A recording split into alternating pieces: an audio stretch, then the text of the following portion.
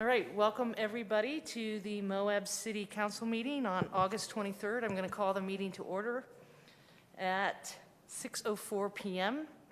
We have had quite a few days. We're going to hear from our Public Works Director and our engineer to talk about what's been happening with the flood. That will be under department heads, but we're first going to start with the Pledge of Allegiance. And Joyce, will you lead us? Would you please rise? Place your hand on your heart. Stand up straight. Begin. I pledge allegiance to the flag of the United States of America and to the republic for which it stands, one nation, under God, with liberty and justice for all. Thank you, Joyce. You're welcome. Citizens to be heard. I would like to get mine over with.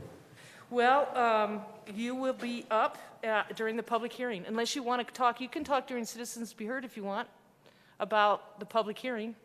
If you'd like to do that now, you're welcome to do that. Well, I came here because I am, would you mind coming up to the mic? Yeah, come up to the mic and state your name. All right. I would like to first introduce myself. I've lived in Moab, Utah for 64 years. I'm a senior citizen. I'm a voter. I love my town. I love the children that I've taught in this town, which I figured was about 5,000.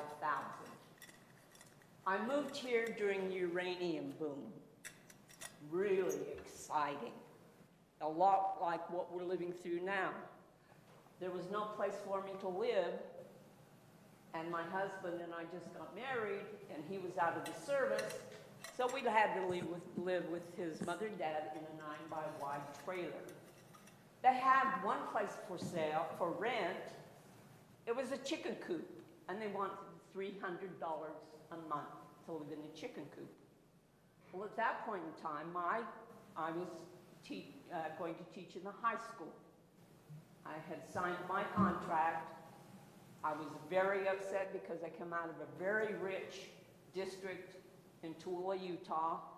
We had two ordinances, Todd ordinance, and then we had a Army, what you would call undercover. They took men and ran them in houses and sprayed them with gas to see if they survived and that type of thing. All Army. The first day I went to school to teach at Tooele, they had fried chicken, French fries, four drinks to choose from, and all on the Army, because we had Army children in our high school. And that was wonderful. And I thought, gee, Christmas, I won't even have to eat dinner because dinner is lunch. Every morning, the kids could walk in and have hot biscuits, big bowl of beautiful, beautiful jam, and peanut butter. So they were well taken care of. And I was a newbie teacher, and I thought, gee, this is wonderful. Okay, so I moved to Moab, Utah. Half the kids in this town were starving. I didn't know how to react to it. They put me in a classroom, and I said, well, when do we go to the cafeteria? And they said, we don't go to the cafeteria because there's no food for us. All right, right now, you want to take the swimming pool. And by the way, I was one of the main people that got that swimming pool going. I had Olympic lanes for the kids to swim in. And I want to see a show of hands of how many people that live in Moab that have gone swimming in the pool. Wonderful. That's for the 5 that I didn't think even would show up or say they Joyce, would you mind speaking in the mic so we can have you record? I have a gym voice. Everybody's going to hear me. I don't know if it's getting picked up, and this might be pertinent to the public hearing, so I would like to It capture is. Is anybody here? It is. This is, it is being picked up? It's called the gym voice because I've taught To make sure we have record. 64 years in a gym. So I've always had to enunciate and be very clear and spontaneous. Okay, I've got to get my little paper here. This is what really threw me off. I was reading, and I'm an avid reader of our town, and I always want to know what's going on in the city, but the city never puts any news in here, unless McMurdo or whatever his name is gets to your meetings and says what's happening. Joyce, we can't hear you. Not us, the people out in YouTube land. Oh, are people hearing me? Yeah, this is being broadcast, and so if you're not at a mic, nobody can hear you. And we want people to hear what you have to say, it's very important. That might Right there at that microphone. All right, I got the newspaper and I thought, gee, purple, my favorite color, what's all this about? So I opened it up and you know what I did? I did that to it. I was so upset I couldn't even think straight. And I thought, okay, here we go. We're going to destroy something that's beautiful and wonderful in our town, and that is a recreation area. And of course, I'm interested in children having some place to go, having a recreation area to go in and be safe. What better place than a pool? We have sufficient guards that watch the kids, and if I see any lifeguard that is not doing her job, I go over and say, listen, you're here to watch the kids, not to sunbathe. So get on the stick and do your job. That's how I run things. But it's gotten more slack. More people complain that they watch the outside door, which is the outside pool, if you haven't been around. And sometimes they get lack, they get tired. But they got more money per person than I ever got teaching school. When I coached, I got 25 cents an hour in this town. When my male coaches got a lot of money to coach. And I had some winning teams. I took a lot of girls to state, volleyball especially. Here it says, the city of Moab is considering changes to various fees of the Moab Aquatic and Fitness Center. Well, I'll bet you if you gave a little test and asked the people of Aquatic and Fitness Center, they wouldn't know what they were seeing or hearing. Beautiful, beautiful fitness center. How many people go there? Maybe 3 or 4 a day. It's there for the town. It's there for the people. I had a new hip replacement. They had to cut my leg off and give me a new hip. And I wouldn't be here standing today and walking without any pain if it hadn't been for the therapy laying in that swimming pool. My Medicare had run out. I had $54,000 operations up in Salt Lake for the leg. And thank God for Medicare because it paid for that. But you can only go to a certain point when you have Medicare in Moab. And I don't think too many people who aren't yet elderly or senior realize that. You have advantage plans, and advantage plans give you a whole lot more than just the regular Medicare. And why only have Medicare? Because the dentists in this town, they don't want to cooperate. They don't want to give their money up to Medicare. Can't blame them. And for several other reasons, we don't aspire for the advantage plan. So you go down and it says, these recommended fee charges result from financial feasibility analysis conducted over the past several months. And I want to know who did that. Who did the study? Yeah. Was Lewis Young Robertson. I can't hear you. Sorry. It was Lewis Young Robertson Birmingham. Who are they? They complete fee analyses for different entities, like governmental entities. Swimming pools? Yes.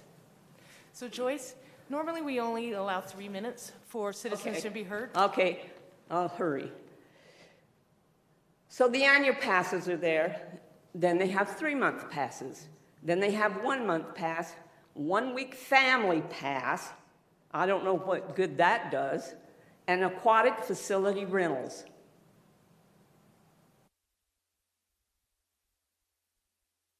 I just talked to a woman on the phone and I said, are there a lot of families in Moab who can't feed their kids?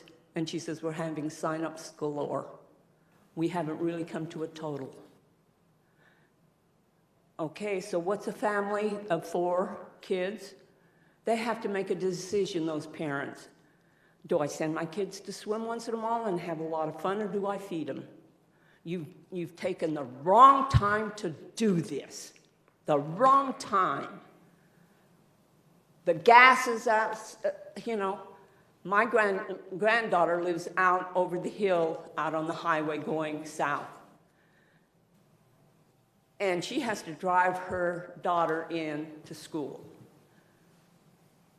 And then she does some work in the city building here. She says, Mom, what they pay me doesn't even pay for my gas to go back and forth from the city hall back out to where she works, which is the garbage place, monument, I think it's called. So my whole point is, you took the wrong time in this valley to do this to the swimming pool. These families don't have the money. I would love to see, we used to have little toddlers come out and swim. I had a toddler class. I had 25 little kids in that class. You know why? Because we offered it to them. The swimming was free. Lessons were free. They don't do that in the swimming pool anymore. You have to have swimmers that go to the pool. You have to have people that live in the town go to to the pool. I went every day at 11 o'clock, was out of there. I could have stayed there till 2:30. Please do not mess around with the pool. It took us 4 years to get that pool built and to have a beautiful recreation area. I am fully in love with it because it's saved me several ways. Thank you. Thank you, Joyce. And please have that reflected in the record for the public hearing. I'd like I'll invite you. They have a physical therapy room. If you got aches or pains, you can go in and walk. I have a woman that I talk to, and she comes in, and you know what she does? For a half hour, she jumps up and down. Up and down. Never stops. Okay. Thank you, Joyce.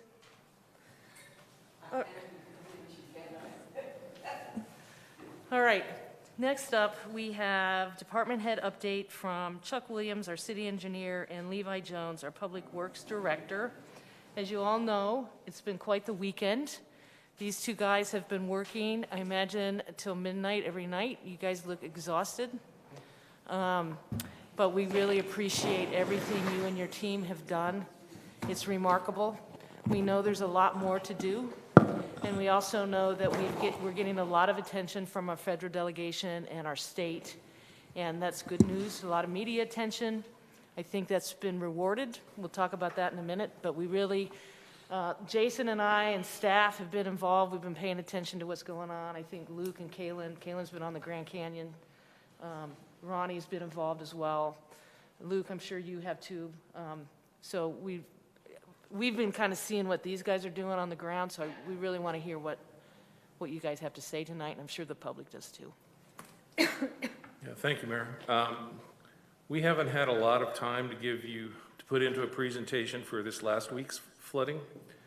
We had, Saturday morning, I was spending the time preparing to brief you on Thursday, August 11th's flooding, and so we'll share some information from that, and then we'll go into discussion about the Saturday, the 20th flooding, if that's okay. And Levi, we'll just start with this one. This is your picture. This is 300 South. Say it. 300 South by the dog park. This was a small event. This was the August 11th event. Yeah. The weekend before the last one. So it's Mill Creek, and see how black that was? So the 11th was bringing down the fire debris. That's the reason that stuff is black, part of it, and we didn't see so much of it on the 20th event. You bet.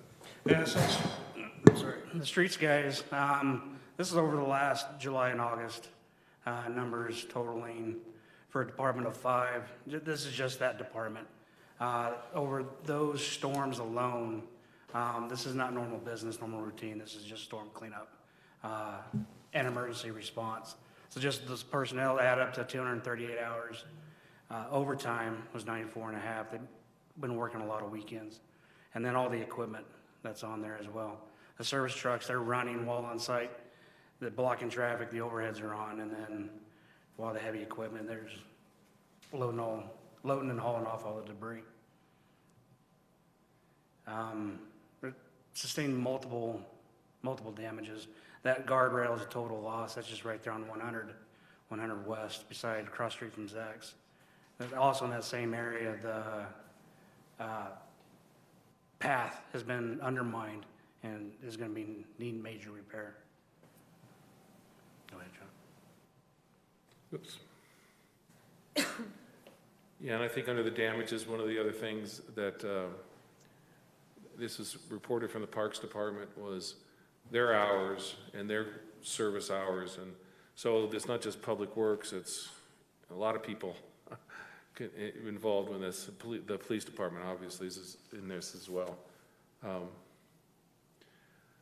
Damages, railing, Main Street, the bike path railing, 500 West in Mill Creek. If you've been down there during the 20th event, that creek was rerouted way to the north. We've since gotten an emergency stream authorization permit, and we got in there yesterday with the help of a local contractor, and we're able to reestablish where the creek was underneath a failed bridge, which I'll show you in a moment, and get the creek back, and now it's going down underneath the 5th West Bridge. So for the time being, at least, we got it reestablished. This is just a map that I guess maybe I'll just show it in a PDF format. I can blow it up. Maybe I will. Yeah, it worked earlier. Maybe I won't. But, you know, just as a reminder I know council's well aware of it, but this is an aerial photo of you with looking north towards the river as over here. You know, we've got the cliffs on one side of the valley and the cliffs on the other side of the valley, but really down at this end of the valley, we're 2 creeks just cut through town, Mill Creek and Pack Creek. And this is taken from a bridge exhibit we put together where we have 11 bridges that are transportation bridges for vehicles and 7 that are pedestrian walkway bridges. So this exhibit, which, you know, we've made available to the police department and others, and to anyone who have it, names the bridges. And part of that was so during those flooding events, we could say, hey, this bridge is going, we'd all have some common name to use for it. But these are various photos, and you can see that one of the things that occurred that during the 20th event, and it started in the 11th event, was lateral erosion. Because the creek jumped out of the banks, you know, during the 11th, it didn't jump so much, but it jumped some. During the 20th, it jumped a lot because there was so much more volume of water coming down. That's the largest volume of water that clearly that I've seen in 5 years. Yeah. Chuck, maybe just to help all of us process that, do we have accurate numbers yet for how many cubic feet per second we were talking in the one event versus the other, or do we maybe not know that yet? Maybe that just helps some of us compare the two mentally. No, I don't have the cubic feet per second number. I've been thinking about it, but we haven't had time to go out and do the measurements. I'm pretty well convinced it's on the order of at least 5,000 CFS. You know, the gauge up at Mill Creek seems to top out at 11, and I was going to talk more about this, but you asked. Seems to top out about 11 to 1,200 CFS, and then it's overflowing, and we don't know what it is. And that's because this gauge was not designed to be a flood warning gauge. It's a stream record gauge. I mean, that gauge in particular is there to prove that Ken's Lake always leaves 2.5 to 3 CFS to run down Mill Creek to maintain the riparian habitat. So that's why there's those gauges there. Oftentimes it's been helpful and useful during the flood warning and preparedness, but it has its limitations. Okay, thanks. Yeah, I didn't mean to interrupt. I just thought, since you were comparing August 11th and the 20th, if there were some numbers that were helpful. Okay. Yeah, that's and helpful. the 20th I think is going to be on the order of 5,000 or more, and on the 11th I'd say it's on the order of 1,500. It was a big difference.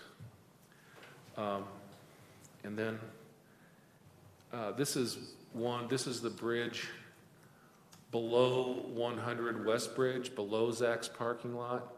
You can see that this bridge was entirely clogged with debris. And this is before anyone went into the channel. Look at the size of the boulders that were tumbling down the river. It's, you know, there was a Jaguar that went through 3 of our bridges. And no one was in it when our street superintendent found it. I was at 400 East during the event, and some lady said, yeah, we saw a Jaguar go through here. I said, was there anybody in it? She goes, moving too fast, don't know. And later that night, Lane found it, and there was no one in it, so good news there. But still, that's the kind of force that flood had. So these were high velocities, these floods, because they're coming, wheeling off the mountains fast. And when we hit here, even though we have flat parts of town, we've still got slope. So the velocities are between 6 and 10 feet per second, at least. And the flood study verifies that, and my own observations would say that too. But this bridge, and I'll show you another photo quickly of it. You can see here on the right side of the bridge, that was the approach from the trail that used to be here. I haven't had time to go look at this bridge to see if it's salvageable. It may well be, but if we're going to reestablish that bridge, and I mean, that's council decision because it all costs money and what we want to do and this and that, but that's major effort. That bridge was installed in 2018, and it took and up to this point in time, it had held. At this point in time being the 20th of flood of the 20th. And just another picture of what was going on at these bridges. The 20th event did not overtop the 400 East Bridge, nor did it overtop the Mill Creek Drive Bridge, but it overtopped the 300 South, and we call it, you know, amongst us all, we call it a bridge, but really it's a twin cell box culvert. And that twin cell box culvert has less capacity than those freestanding single span bridges. And what happened during the event, and Levi can kick in here, but the debris and the water hit that box culvert, and it didn't have the capacity for the flows, jammed it up, overtopped it, and when it overtopped, it was, I was there nearby, it was between, I think, 3 to 4 feet of water in 300 South, and that's how water first got down to Main Street, then turned on Main Street, and then some of it continued through the box and went to the bend near the Bike Skills Park, and that's essentially a 90-degree bend, and because momentum couldn't make the turn, there wasn't channel capacity, it overflowed, went by the bathroom, went out into 100 East, then it went to 100 South, excuse me, down into Main Street and down into Dewey's. Most of us seen that video. So it again was from the overtopping at 300 South, which is our lowest capacity bridge structure on Mill Creek. And the flood insurance study done in 2009 predicted that. I mean, because they analyzed all the bridges and said, if it's a 50 or 100 year event, it's going to overtop. And I believe this was so close to a 100-year event based on my calcs from the flood insurance study that I'm comfortable calling it the 100-year event based on those flows and what we saw. But that's what caused a lot of the damages, was where it jumped out of there.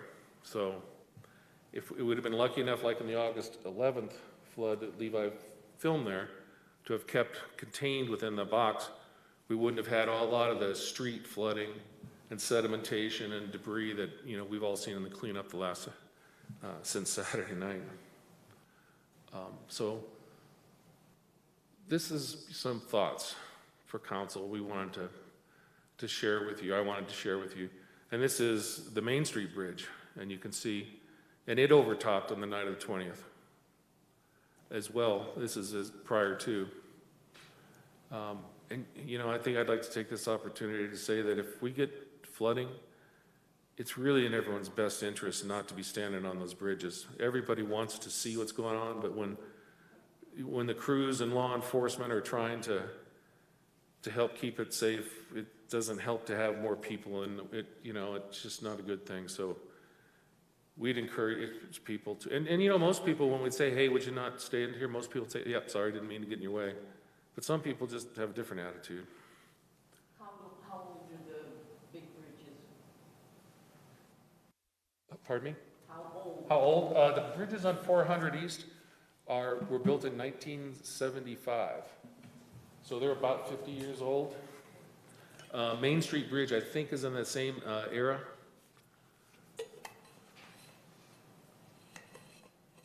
So I wanted to just throw out something for, you know, I know this isn't a big decision-making moment, but we were trying to let you know that a lot of things are going on as you're involved with and we're involved with as staff trying to help.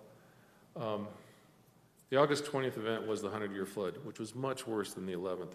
Both were significant events, but the 20th is now, I haven't had time to go back to, I think it was 1956, the flood study was the old flood of record on Mill Creek was like 5,700 CFS, since they've been keeping records. And I haven't had time to go back and see if we think this is now the flood of record on Saturday. It's certainly number 2 if it's not number 1. Excuse me, Joyce. Yeah, Joyce, this is a presentation, so we're not taking any questions or comments. Thank you. Most of the damages were from Mill Creek jumping out at bridges and bends, as I just described it, though there was other scour damage in the creek itself, but most of those damages that weren't creek erosion was from that. So there are some structural considerations that I think that we have to face, I'd recommend. One is, what level of storm protection do we want from our creek system? The 10-year, the 50-year, the 100-year, or do we return to the existing pre-flood condition? You know, I'm not making a recommendation on any of it now, but I think that's a question that we should, as a community and council and staff, think about. Because we've seen what happened to the existing pre-flood condition. And how is this achieved, determining what we want? You know, that could be with channel widening, it could be with larger bridges, could be with upstream detention and debris basins. It could be a storm drain system. I just threw out some classic structural flood control measures. I'm not saying those exclusively the list, but it's pretty much the list. Do we relocate the trail to the top of the bank? I mean, I have to, you know, as you know, I've only been here 5 years, but I've worked on projects throughout the West where everybody wants a river park trail. You know, you've been to Boise, you know, I think they've got the best in the West, but San Antonio has a good one, I mean, next to ours. But most of them aren't always in the bottom. Usually, you know, you maintain the bottom as a riparian area, and, you know, maybe natural trail that you can walk on, you know, but the trails for bikes and such are usually in the overbank, right next to there. But I think that's just a question, you know, that should be asked and answered, and then, you know, as we move forward. A clear zone above and below bridges for maintenance, and by that I mean that you know, it's been on the list, but the list is pretty long. There are many places, 400 East is a perfect example, where our city right-of-way basically ends at the end of the bridge, at the top of the bridge upstream and the bridge downstream. And we don't have room, easements to get in, like we would need, typically it's 100 feet upstream and 100 feet downstream, where you go in and maintain it so that there's no sediment coming up and there's no vegetation growing that'll collect debris that'll fail in a flood. That seems to be something that, you know, we should ask ourselves to be prudent, and then how do you get those easements? Because if it's not right away, it's private property. But that's the reason to do it. Then there are non-structural considerations, and there may be other structural considerations. This was just some of the classics and the ones that I think are or may be appropriate here that need to be talked about. Then the non-structural considerations is install a real-time flood warning system. And because you were kind enough to ask us to talk tonight, I'm going to take just 2 minutes and show you what I mean by that, because we don't, as far as I know, there is none in Utah, but in Arizona, they're everywhere. And I've been around them. So a real-time flood warning system. So what we have today is this is the National Weather Service site, which if we pop it up, you can get to the radar map. And this is currently what the radar map looks like. So during those flooding events, I'm always looking at this. Here's Highway 191.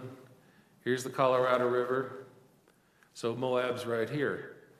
And you know, on the night of the 20th, the storm cells were massive if anyone else was watching them. But that's all you got. That doesn't tell anyone how much precipitation there is. I could show you because the precipitation data that's collected locally is at the weather station out on the highway here, which isn't high in the LaSalle's, right? So what I believe we need, let me go back.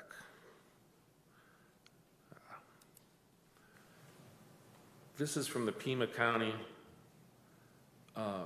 Regional Flood Control District in Tucson.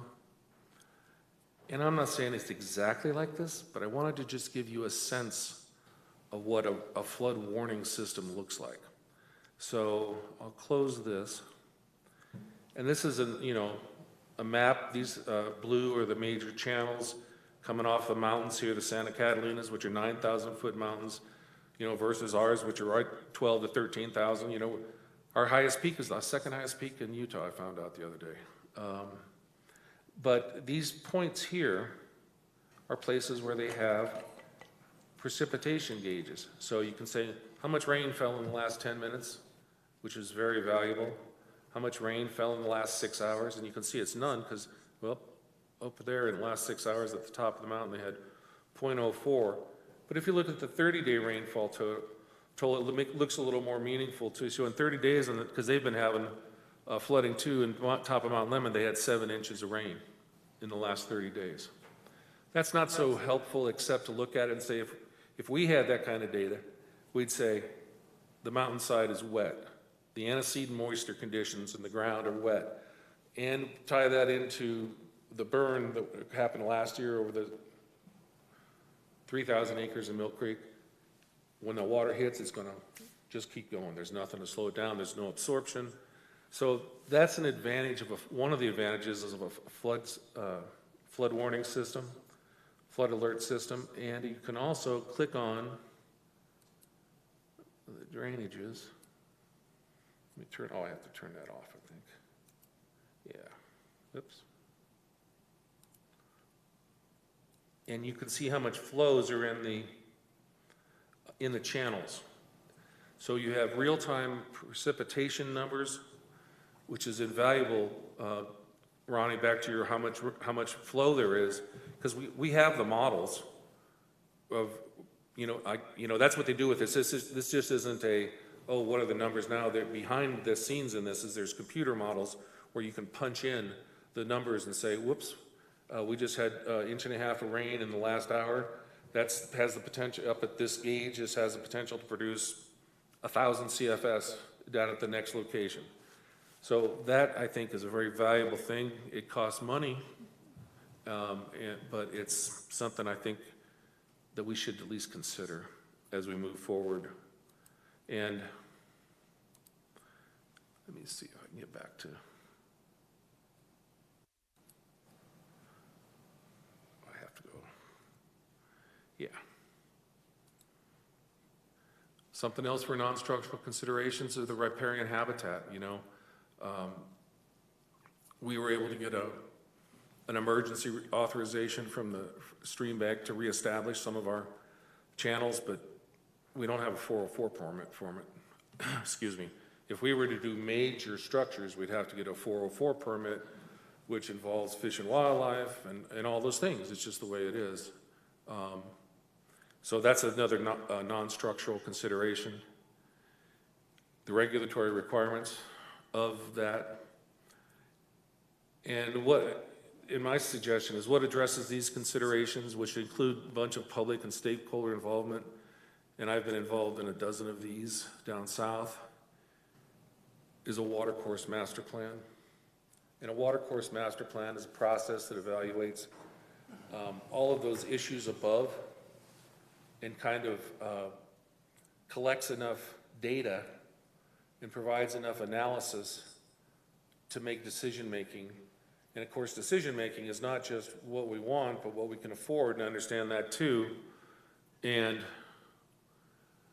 you know, our stormwater fees generate, and Ben can correct me, on the order of $300,000 a year, I believe, and maybe not quite that much. And we use that to partially fund a position, I believe. And that's not a lot to achieve any of these objectives. That's not enough to do cleanup, even if we decide to go back to where we were. And it's for also to buy the street sweeper. So that's the that's how much stormwater work we're doing, just to put it in perspective, So that is all that we had. You know, I'm sorry if I went on too long, but wanted to show what Levi's Crews and everybody have been doing, but we also wanted to put some thoughts out there about next steps. Do you know how many bridges plugged or failed, or not, no one failed, but got plugged up? 300 South got clogged. Main Street did to some degree. That pedestrian bridge that I showed you definitely did. In fact, it wiped out down to one below the 100 West. And the other bridges did not. But the 400 East Bridge in Mill Creek, during the flood, I'm like, wait. That's why we had the traffic. So until I could get the water could go down, I could see what the condition of the abutments was. But the day after, we always go out to these bridges and crawl around to make sure that there's damage. It got so high, the water was coming up under the girders to the bottom of the bridge from the hydraulic action, but it didn't overtop. But it was so close. I mean, so.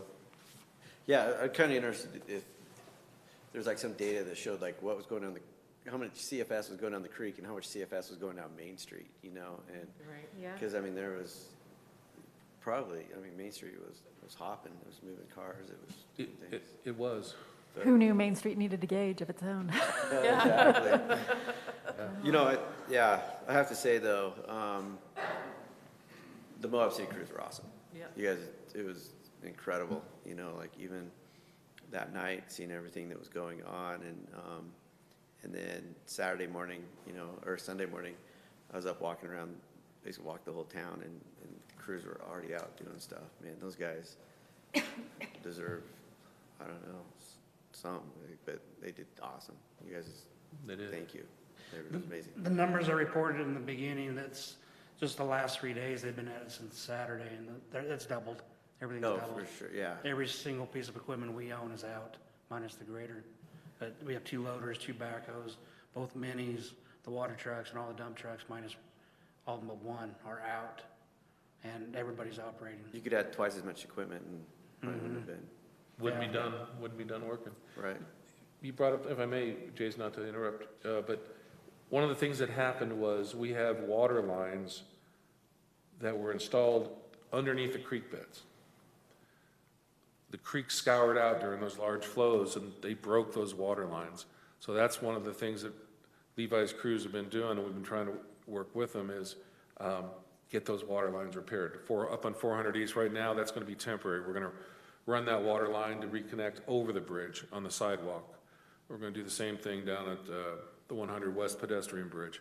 But that's compounded beyond just storm cleanup is all this water line work that had to be done because they were under the creek. Sorry. Yeah, it's not just the streets department that's been out, it's been all, everything, Yeah. parks, water, sewer, facilities, everybody's, Yeah, played a part. man. Questions, council?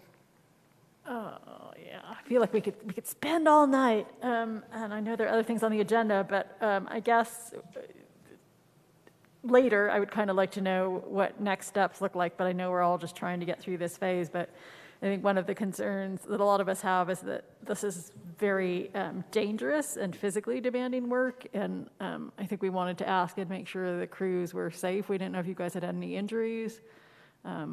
There hasn't been any injuries. Yeah. And they're getting some rest. Yeah. And they worked through the night on Saturday night. Yeah. They worked late Sunday. Monday, they were exhausted. They went home by 7. They were home by 7.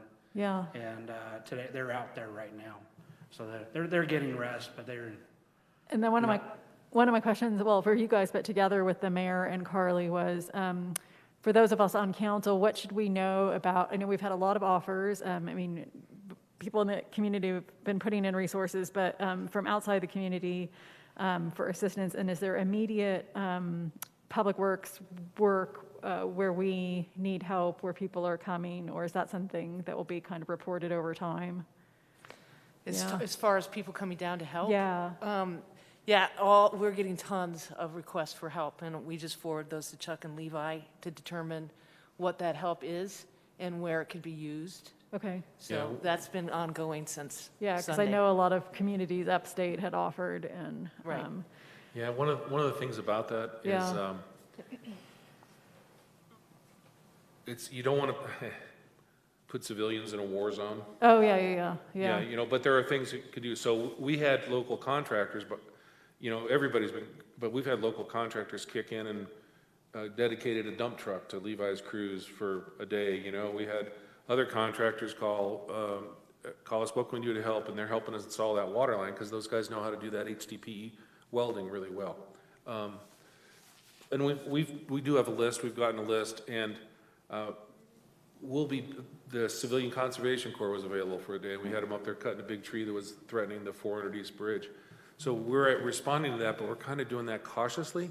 And if it's one person, like Levi and I ran into a gentleman the other day in the hallway here, we're suggested go to the businesses. And the businesses in private homes, some of them need mucked out, and their yards need mucked out. And so that's a big help that individuals, I think, could do and are better prepared to do than what we do. That's probably good for the community to understand. I guess as a council member, I'm interested from you guys. Is there anything at this time, and I'm sure it'll take some time to know what these things are, but that you guys know you could use more trained manpower? And I'm figuring people who are licensed with the same training you guys have from other communities, because we probably have had some offers like that, where because I understand you don't just want to use anybody off the street who has good intentions, but I didn't know.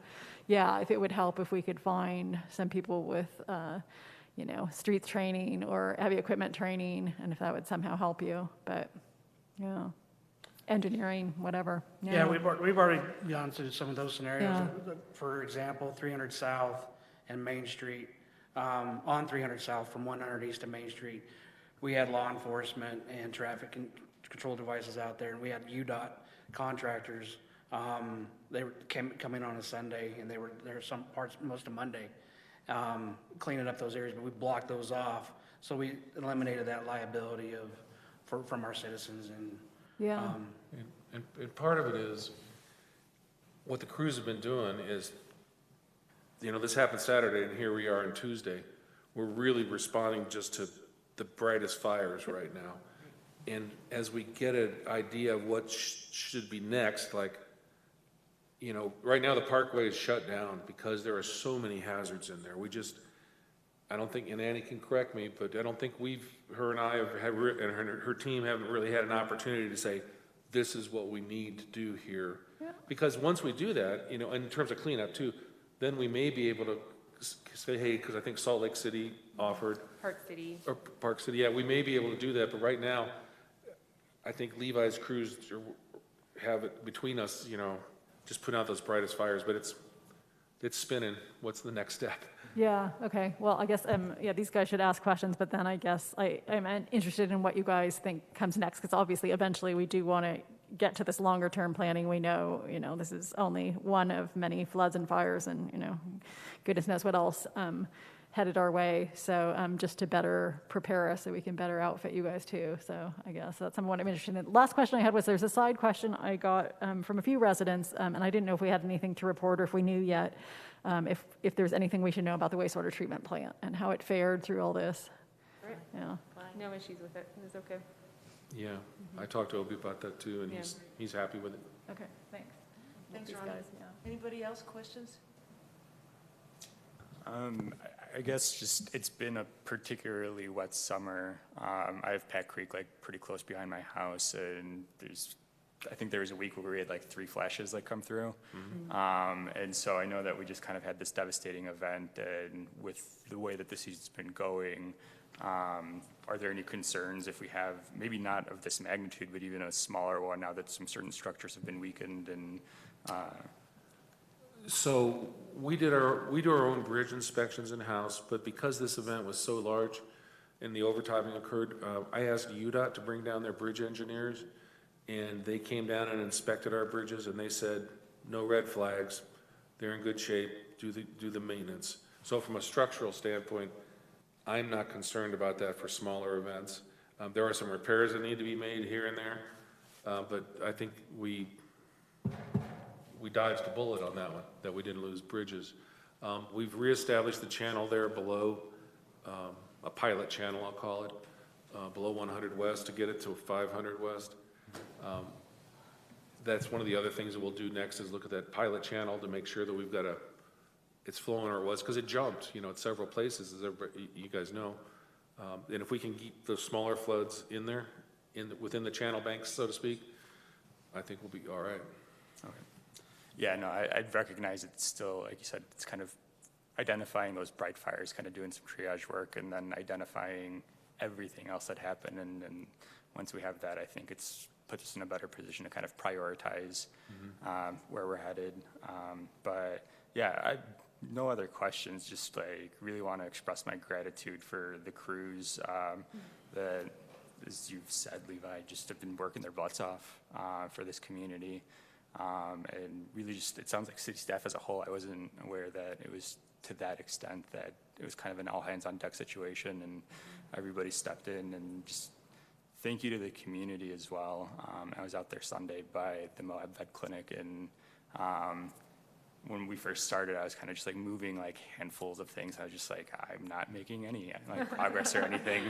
But then we had like a group of like 20 people come over, and the progress that they were able to make to just clear some of those things out and kind of, like you said, deal with more of those residential and business things that freed up the time and space for the crews to work on those things that have higher degrees of hazard and everything associated with it. So I just wanted to thank you guys, and if there's anything that you all need, please feel free to reach out to us. I don't know what the needs are, but I would very much love to do what's within our power to support you all, because you guys have supported this community like before this, but like I said, went above and beyond over this past weekend, so thank you. Rest. They're gonna need some rest. Yeah, right. Long days. And I'd just like to make a comment because Carly, Ben, and I, Jason's been involved in this. We've been working really hard to figure out what we do for money. As you know, we've got this list. It's going to cost a lot of money. So we declared a state of emergency on Sunday as soon as we possibly could, because that allows us to get access to several kinds of pots of money that we can use. I got a call from Congressman John Curtis on Sunday night and told him what was happening down here. And he, like 5 minutes later after we got off the phone, he said, I'm coming down. I need to see what's going on. So he got here at 8:30 on Monday morning, and met with us. We gave him a tour, and he basically said, you need the state to declare a state of emergency because that's where the real money is. That's where the big money is. That's where we get access to FEMA. There were certain thresholds we had to meet. The governor was, we got word that the governor just really didn't think that this was a priority, that's something that needed to have happened. So we were out on the media. We were putting it out there. We recognize, and Congressman Curtis said, people don't know. It's on the news, but people really don't know how bad this is down here and the impacts that it's had to our community. So Carly and I are like, how are we going to do this? And then this morning, we found out the lieutenant governor was coming down. I've been in communication with the governor's office and with the governor, because that's who we need to do this. And I just got a call when I went out from the governor's staff, Mike Mauer. The governor signed a state of emergency for the state of Utah that will benefit. He signed it just a few minutes ago. The press release went out. So we did what we needed to do, and that's huge for our community. That's a lot of money that we'll have access to. So one of the things, Ronnie and the council, that we're going to have to start figuring out is what pots of money we actually do have access to and how we can get that. And I'm confident that we have the governor's office to support us in that regard. So that was a big win, a big bit of good news after everything that we've all been through, and I feel really good about the efforts that we put in to make sure that people up north know what we're going through. So good news there on that front. Yes? Joette, since there are probably a lot of people listening, and some of the information some of us had, was people should be reporting to the city and the county any damage they've had, regardless of whether they're insured or not, regardless of, you guys should clarify if it's just interior or if you want to hear about exterior as well. But we had also heard that there was a threshold for getting FEMA funds of having 100 damaged, I think, residences, or I don't know if that includes all structures. So I wasn't sure, given what you were just saying about the governor, is that all still relevant, or just in case people should be doing anything differently? Yes. Don't do anything differently. Okay, Yep. so. Those were made accessible given our state of emergency that we declared. Okay, Yeah, so. and then we were working to establish a different threshold for a state of emergency for the state, which is $5.3 million worth of damage to public infrastructure that's uninsured, which we feel confident that we do have. Okay, so anybody who's watching this now or might later should know if you have any damages, and is that both interior and exterior, or only Yes. interior? Yes. Yeah, and regardless if you're insured or not, you should report. The county has a form. We have an email and information in our news release about how to do that. And is there anything else that people should know that would help with funds or understanding funding? Or I imagine the chamber will be in touch with you guys. Yeah. I'm really glad you brought it up. I was going Yeah. to bring it up in my reports, and we can share more information too. But there are different kinds of assistance depending on if it was your home that's damaged and versus your business. The home threshold we might not reach, although we just don't have all the information. We don't know what it is, so we need to hear about it. So if you don't know, if you had damage from your business or your home, please, and you don't know where to start, just call the city. You can call the main line. You can contact our building official, Barry. We have an email that's flood@moabcity.org. You can shoot an email. Just let us know so we can start documenting. We only have 15 days from the date of the event to collect this information and submit it to the state. So time is of the essence. And if you start your cleanup, please take pictures beforehand so that we have evidence of the effort or the damage and how much effort you put into the repair. So just really, really important. For anyone listening, can you just read off the city phone number? Just sometimes it helps people if they don't have to look it up. I think it's 259. 259-5121. Yeah, thanks. Great. Thanks, you guys. Go get some rest, have dinner. Thank you. Try not to work tonight. You don't have to. Fair enough. Thanks for everything. And also, to just repeat what Luke said, the community's been remarkable. And all the people that we've been talking to just love it that our town is so resilient and we come out for each other when we need to be there. Everybody's quite impressed, and I am too. So thank you to everybody out that came down and just got to work Sunday morning. Mayor, can I ask one final question? Sure. Tied to all of this is, the emergency warning, systems that we do and don't have, and will we discuss that later in reports, or is Should we talk, I mean, we We could can talk talk about it about it now. now. It seems appropriate. We did have a meeting with the county. We've been meeting with the county Sunday. We had a meeting. It was everybody that's been involved in this. And today, we talked about that. You know, the first meeting, it's just like, what about reverse 911? Oh, yeah, we'll do that. And today, you know, why don't you talk a little bit more about the conversation today? I think we got to a place where we hope that we've got an idea of what can be done to make sure everybody's alerted.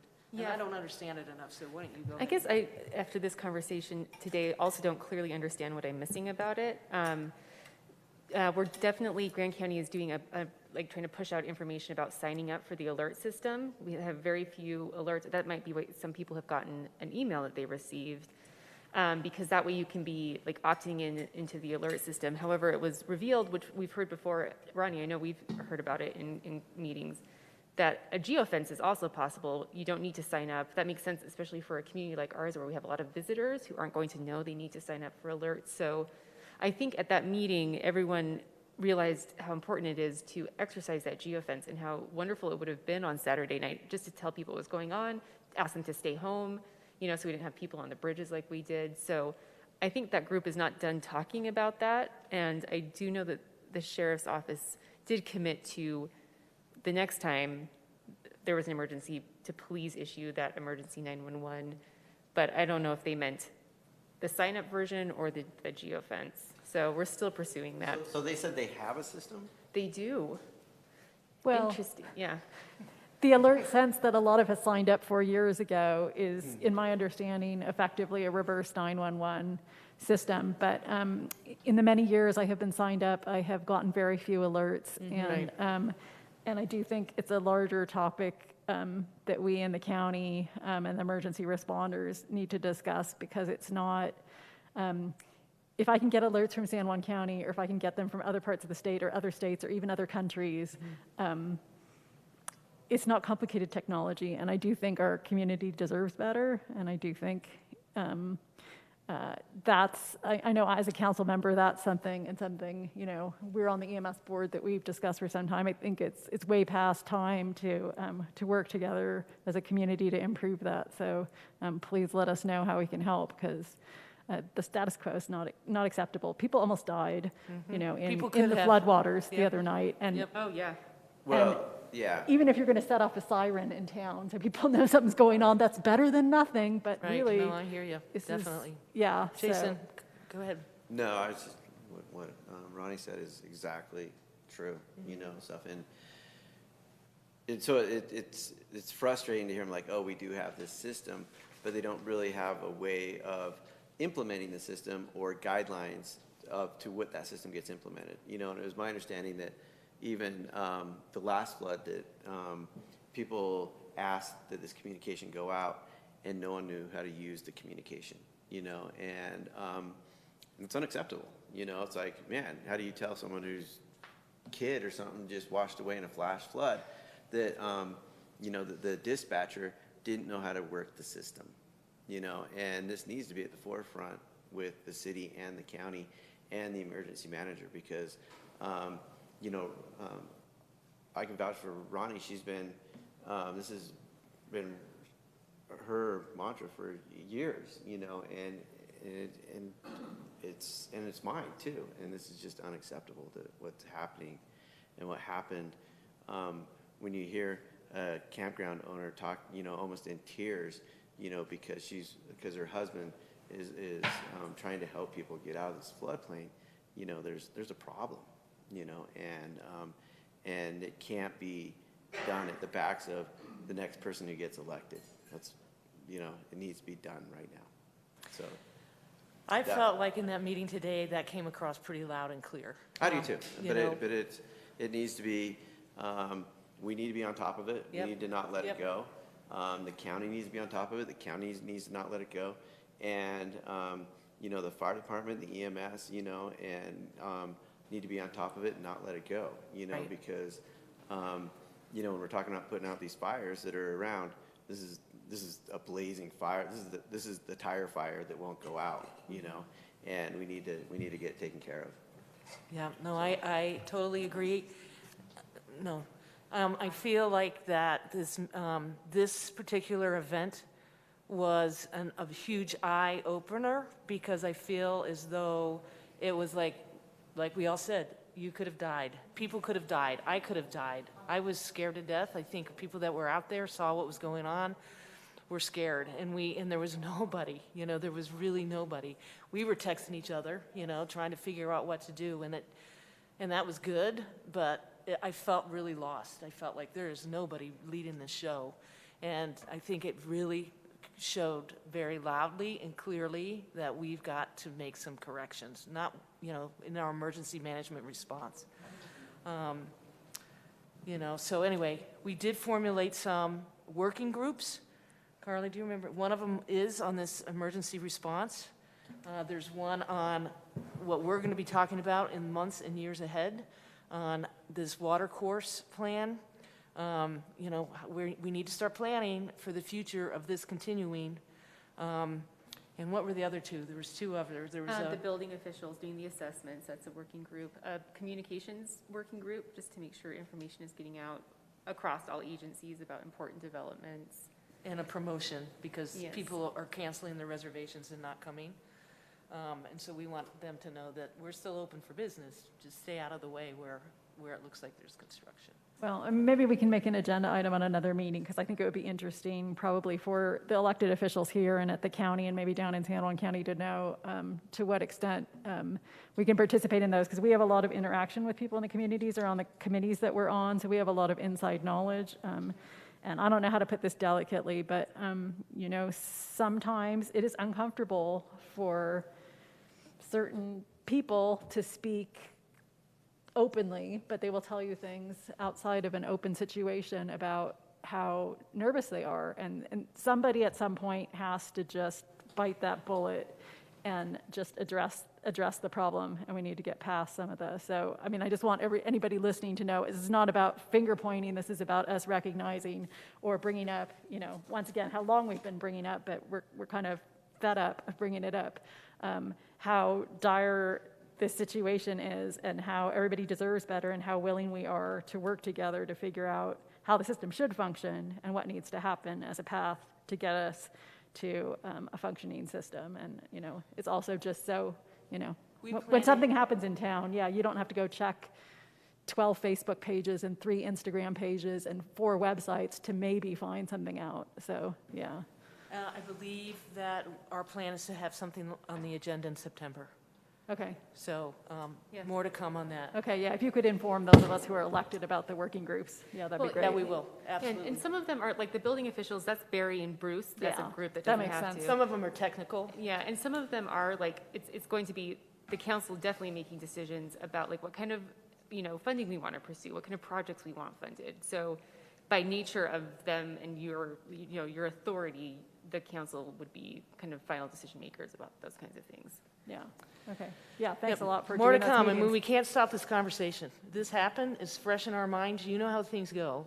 Something else is going to come up, so this is one of those items that we have to keep moving forward, or it'll just disappear again. And like you said, Jason, Ronnie's been talking about this since I've been here, and probably longer. And now, after this weekend, we have to move this forward, absolutely.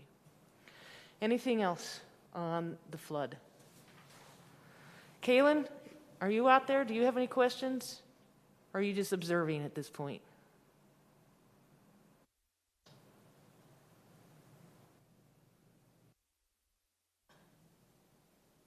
He's unmuted. We can't hear you.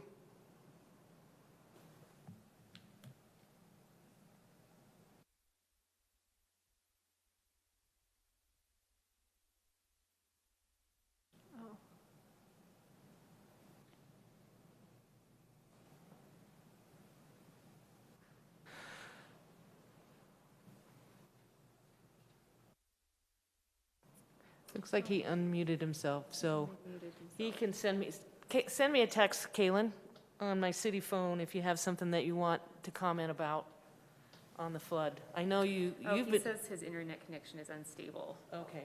okay. Well, as long as he can observe, I'll be, oh, he said he has no comment. But I'll be meeting with him when he gets back to town tomorrow and giving him a briefing and get some input from him as well. Okay, moving on, consent agenda. We have 3 items on the consent agenda. One is a comment letter to the Monte La Salle National Forest regarding the Southern Zone Hydrological Function Rehabilitation Restoration. Thank you, Ronnie, for getting this on our agenda and drafting up the first draft. You did send me some corrections that I'll make before I send that off. Thank you. And also, Kaylin suggested that we include something in there that this conforms with the new forest plan that's coming out soon. So I'll add that language as well, just so you know. We also have 2 sets of minutes, July 26th and a special meeting August 4th, and then approval of the bills against the city of Moab in the amount of $1,391,406.83. So I'll ask for a motion to approve the consent agenda. I'll make a motion. I did want to thank Ben and Summer, because Ben answered some questions I had about bills, and Summer sent me the link again so I can look up details on bills and probably not bug Ben. But anyway, thank you. It's always interesting to be reminded who does what in these lists. So I can make a motion to approve the consent agenda. Thank you, Ronnie. Do I have a second? I'll second it. Seconded by Jason. Any discussion, Ronnie? No, I had 2 little minutes questions for Summer, so I sent those to her earlier. Okay, thank you. Jason? No questions. Luke? Kaylin? Oh, you're muted, Keelan. No? All right. Motion made by Ronnie to approve the consent agenda, seconded by Jason. All in favor, say aye.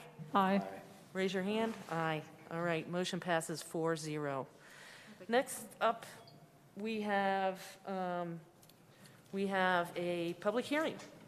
So, Annie, I am going to open a public hearing regarding the proposed ordinance 2022-13, an ordinance amending the Moab Municipal Master Fee Schedule for the Mrac.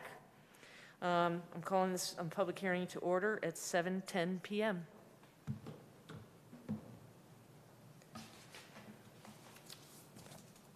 Ready? Ready? Okay. All right. So a few months ago, we came before you and we presented the findings of a financial feasibility study for the Mrac. The report contained a lot of information and analysis, but some of the key takeaways from that report was, 1, the Mrac is operating very well on a very lean budget. Also, it would be unrealistic for user fees to cover the full operating and capital improvement expenses for the Mrac. And also a takeaway from the firm is that they recommended a fee increase, and they recommend that in 2 stages. One is a one-time, a larger increase, and then to implement consistent, smaller increases as we go along, which we have not done well in the past. And so we have prepared, and they didn't give a specific initial increase for what they wanted. They said it ranged from anything that is locally palatable up to 65%, which would get us sort closer to operationally neutral. But they did think that a 3% each year increase would be something that is industry standard. So we have prepared 2 different scenarios for consideration tonight. One is a 10% increase and one is a 20% increase. And in your meeting packet, it goes line by line on what those increases would be. We want to also really highlight the 2 things that we did not choose to increase would be the daily fee for local residents. We felt that we wanted social equity and for this facility to be affordable for the local community. And also swim lessons were not impacted. We feel this is a really valuable information. So just to give you a quick overview, maybe, of what that looks like. So this chart, and so everything is rounded for ease of presentation tonight, but in that first chart was our actuals for last fiscal year, and then a 10% increase of what that would look like and a 20% increase. Our highest category is memberships at 155,000 last year, so a 10% increase would be 15,500, and then 31,000 for a 20% increase. Our second category is daily passes. Of last year, 55% of the daily passes were residents and 45% were non-residents. And so roughly speaking, that increase would be about $5,000 or close to $11,000 Our third category is showers. We made about $70,000 in showers last year. 14% of those showers were for residents and 86 were for non-residents. And so there's that increase. Then we have other fees. Those includes our fitness classes, our swim lessons, rentals that are about $30,000. And then our concessions and retail is at $30,000, and that would not increase. That's just what we sell. So for a total revenue increase for potentially for a 10% increase is $30,000, and for 20% is $60,000. Questions for Annie? All right, go ahead, Bruce. Yeah, I guess kind of piggybacking off of what Joyce was talking about is that we do have a significant portion of our community that is struggling financially. And I understand keeping the day passes at the same price. Has anybody looked into potentially offering like a means-tested discount for locals for annual passes and stuff like that? Yeah, we don't have a very outlined policy. It's something that we've considered, and I think it's something to look into. But right now, we don't have a proposal for that. I'm trying to remember, I do feel like there has been in the past, I don't know that it was formalized, but I kind of always got the impression if someone was financially strapped, there were kind of means to make access possible, but I don't know if it was formalized or if that was before your time, so I thought I should ask. It's not formalized. There's language Okay. towards that, and a lot of people come in with like some, historical information of how it was handled in the past, but nothing's documented or formalized.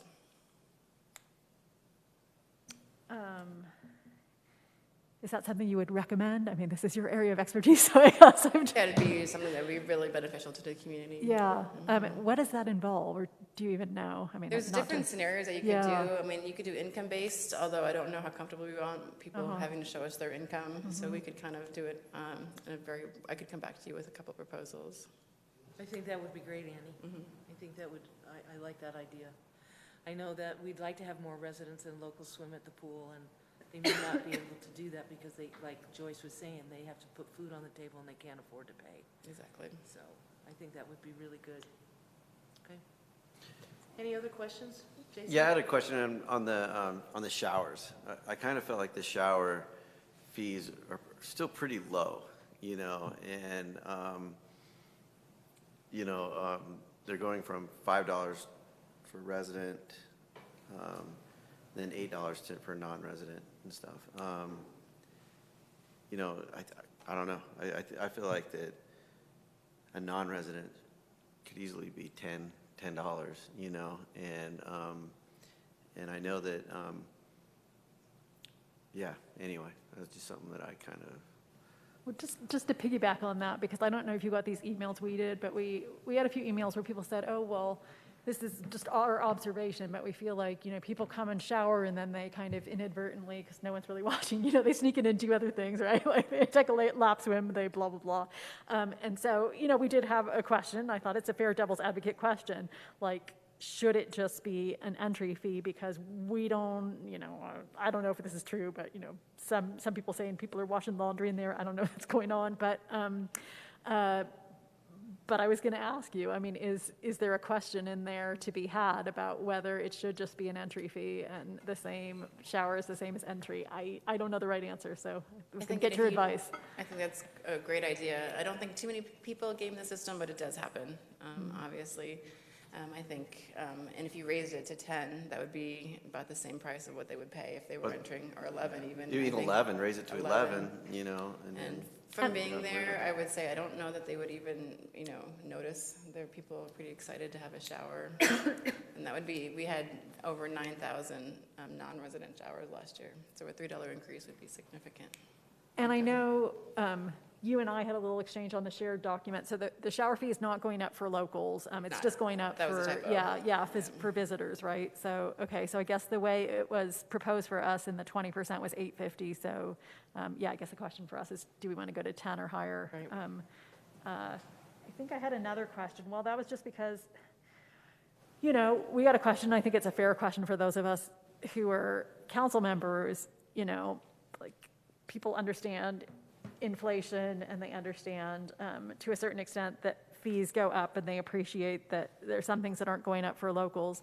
But we did kind of get the question, Well, first of all, everybody always knew that the MRAC would not be self-sustaining. And second, we did pass this RAP tax, and there was, talk at the time about how it could maybe, one of the things it could do was help offset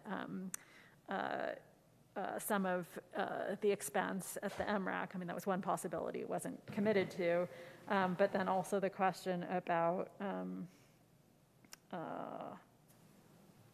forgetting something, but anyway. So I didn't know if the three of us and Kaylin wanted any discussion about that, but what I think that means is that there are people in the community who feel like, ooh, are some fees going up for us that maybe ideally wouldn't go up for residents or would be covered by the RAP tax, and I think it's a fair question.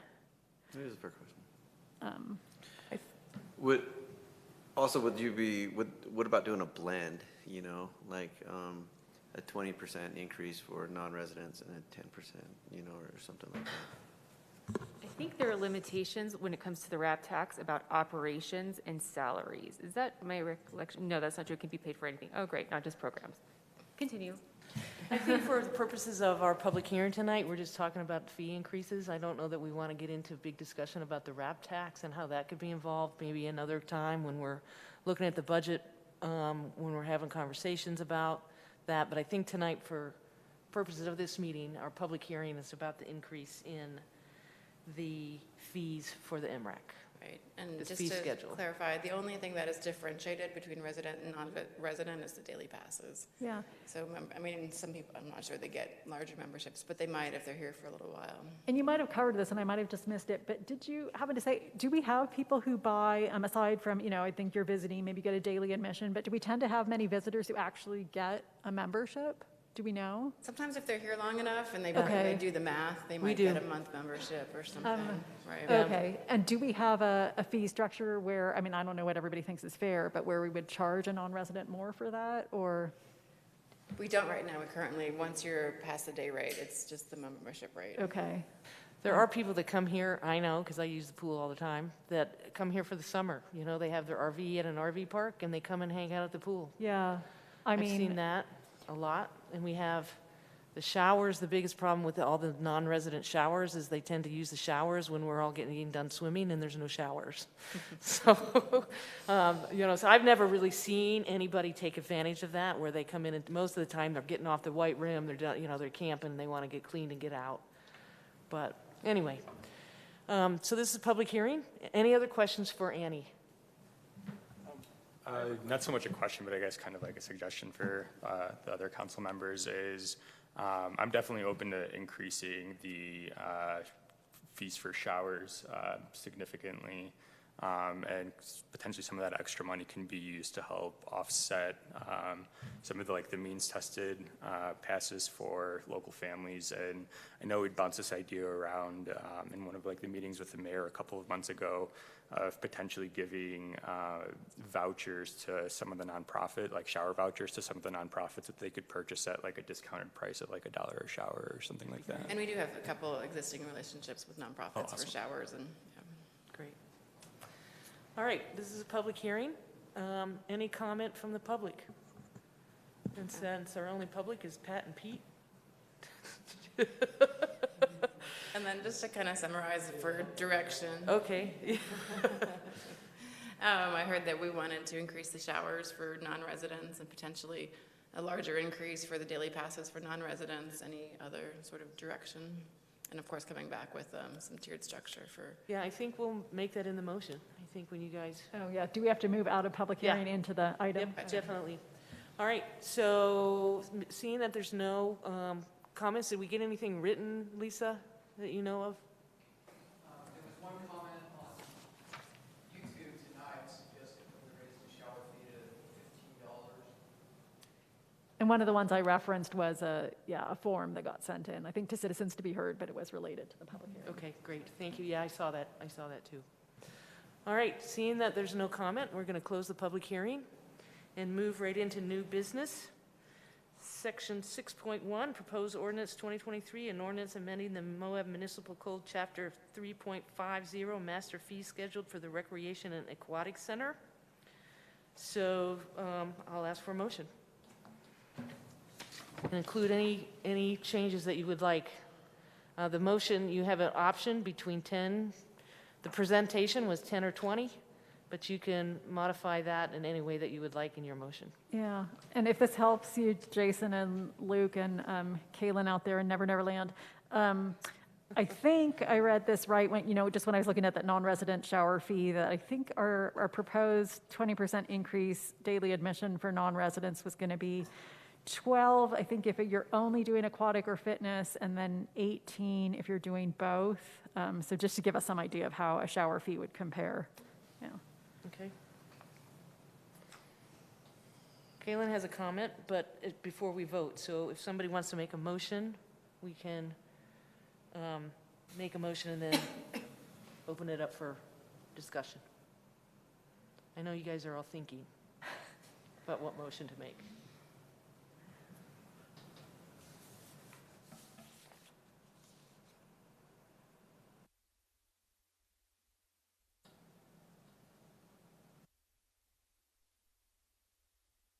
I, I don't think we can hear Kaylin. We can't. Kaylin, we might not be able to hear you. We'll try to figure that out on our end.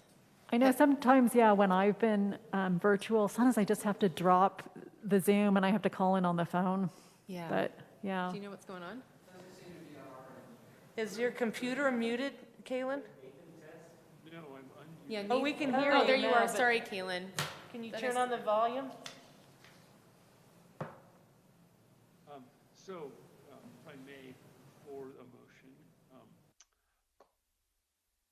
I was talking to a friend who works for a firm that does Parks and Rec master planning.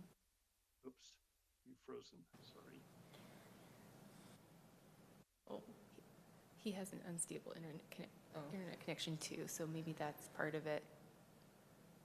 Yeah, I tried switching networks, but it still seems to be problematic.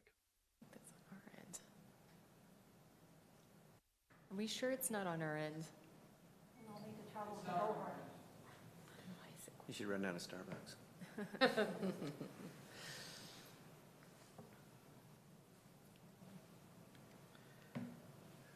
All right, can you hear me? We can hear you, But- barely, but, Okay, Yeah, So- kind of yell. yeah, talk loudly. okay. So I'm wondering if, I realize we want to get it right on the first try, but I'm wondering if consideration of fee schedule and integration with the RAP tax might be something that's addressed with specificity in the Parks and Rec master plan. And that would relieve us from the need to get it quite so right now, knowing that we'll have a more comprehensive review during the next year. That's a good idea. I like it. What do you think, Annie? I think it's a great idea. Okay. All right, anything else, Kaylin?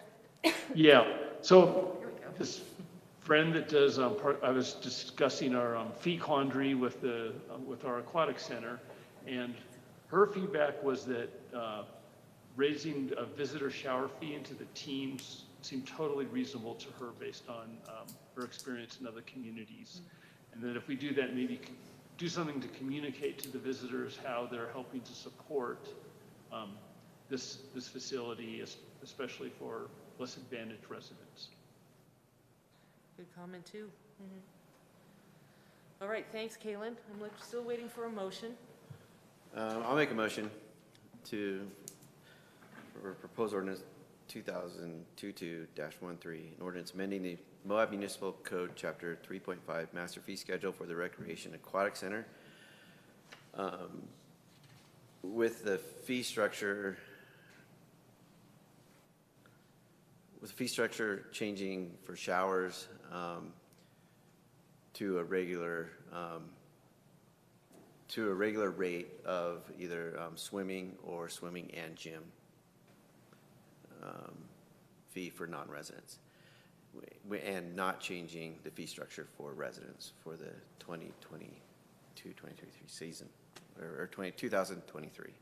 What about the rest of the fee schedule? Remains the same as it You is don't now. want to increase it by 10 or 20%? I don't know, I'm pretty I'll make that motion, we can discuss it. No. I don't want to change it. Okay, we have a motion made by Jason to increase the showers for non-residents to the amount of an entrance fee for non-residents with no fee increase across the board. So do I have a second? Okay, motion fails without a second, so we need another motion. Can I just make sure I understand what Kalen was suggesting? He was just suggesting that we integrate this again later, right? But not that we bypass this now, right? Right. Just so I understand. Okay. He wants the RAP tax discussion included in the park management plan. Okay, gotcha. Thank you.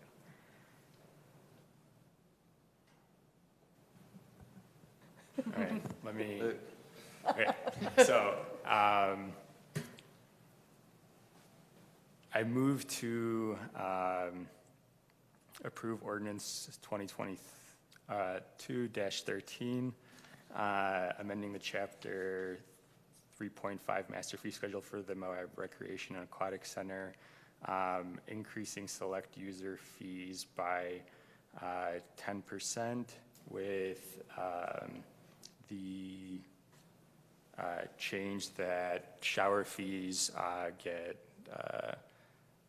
moved up to match whatever the day entrance fee is for non-residents, with the addition of a form of means testing to provide like discounts to locals. I don't know, is that, Keep talking. You can make your motion. okay. Do you want to give staff questions? Wait, I think that's it. okay, so let me just repeat. Motion made by Luke to approve the proposed ordinance 2023-13, amending the municipal code chapter 3.5 by 10% and increasing the showers to the daily entrance fee rate for non-residents, and that additional money will be applied to a potential means testing for folks that are unable to, that might need another discount, right? That's what you're talking about. I might not be saying that right, but that's the idea, right? I got it. Okay, very good. All right, motion made by Luke. Can I ask you, Luke, would you consider maybe adding something to that? Yeah. And that was just, Or do we Okay, need to I- second Yeah, and yeah, then I'm amend the on motion? parliamentary procedures now, so I know how to handle this. So, so basically, you're asking Luke to amend his motion. well, and this is only, to make sure I was listening well. So I appreciate everything that's in that motion. I was wondering, is it possible to add in the ability then to look also at a higher fee for memberships for non-residents? Or daily rates for non-memberships, I think. For non-residents. Yeah. Oh, I think that, well, You higher probably than haven't what's had a meeting proposed in a now. while.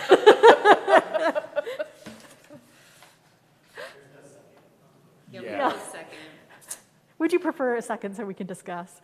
Then Yes. we can amend it. Okay, I will just second Luke's motion for the Very good. purpose of discussion.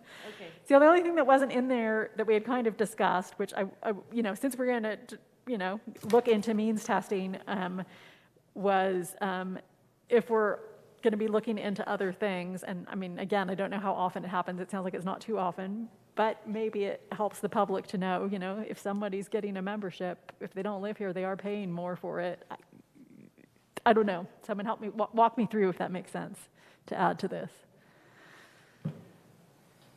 you walk her through. I'm still on the means, sorry, I'm Yeah. thinking about something else. I'm not at my best this evening, I apologize. We've had a And long I do want Nathan and Ben to weigh in. The only concern I have with Yeah. the means testing, I guess I have a question, is the direction that we don't implement the fees until that means test is developed. okay, gotcha. Or is it okay that we implement it? And two, it sort of sounds like a rate.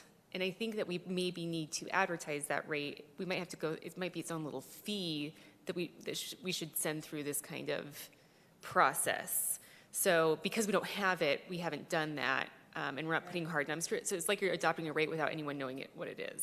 Okay. Is my Okay. kind of concern maybe on point here, Nathan? Ben's saying yes. What do you think, Nathan?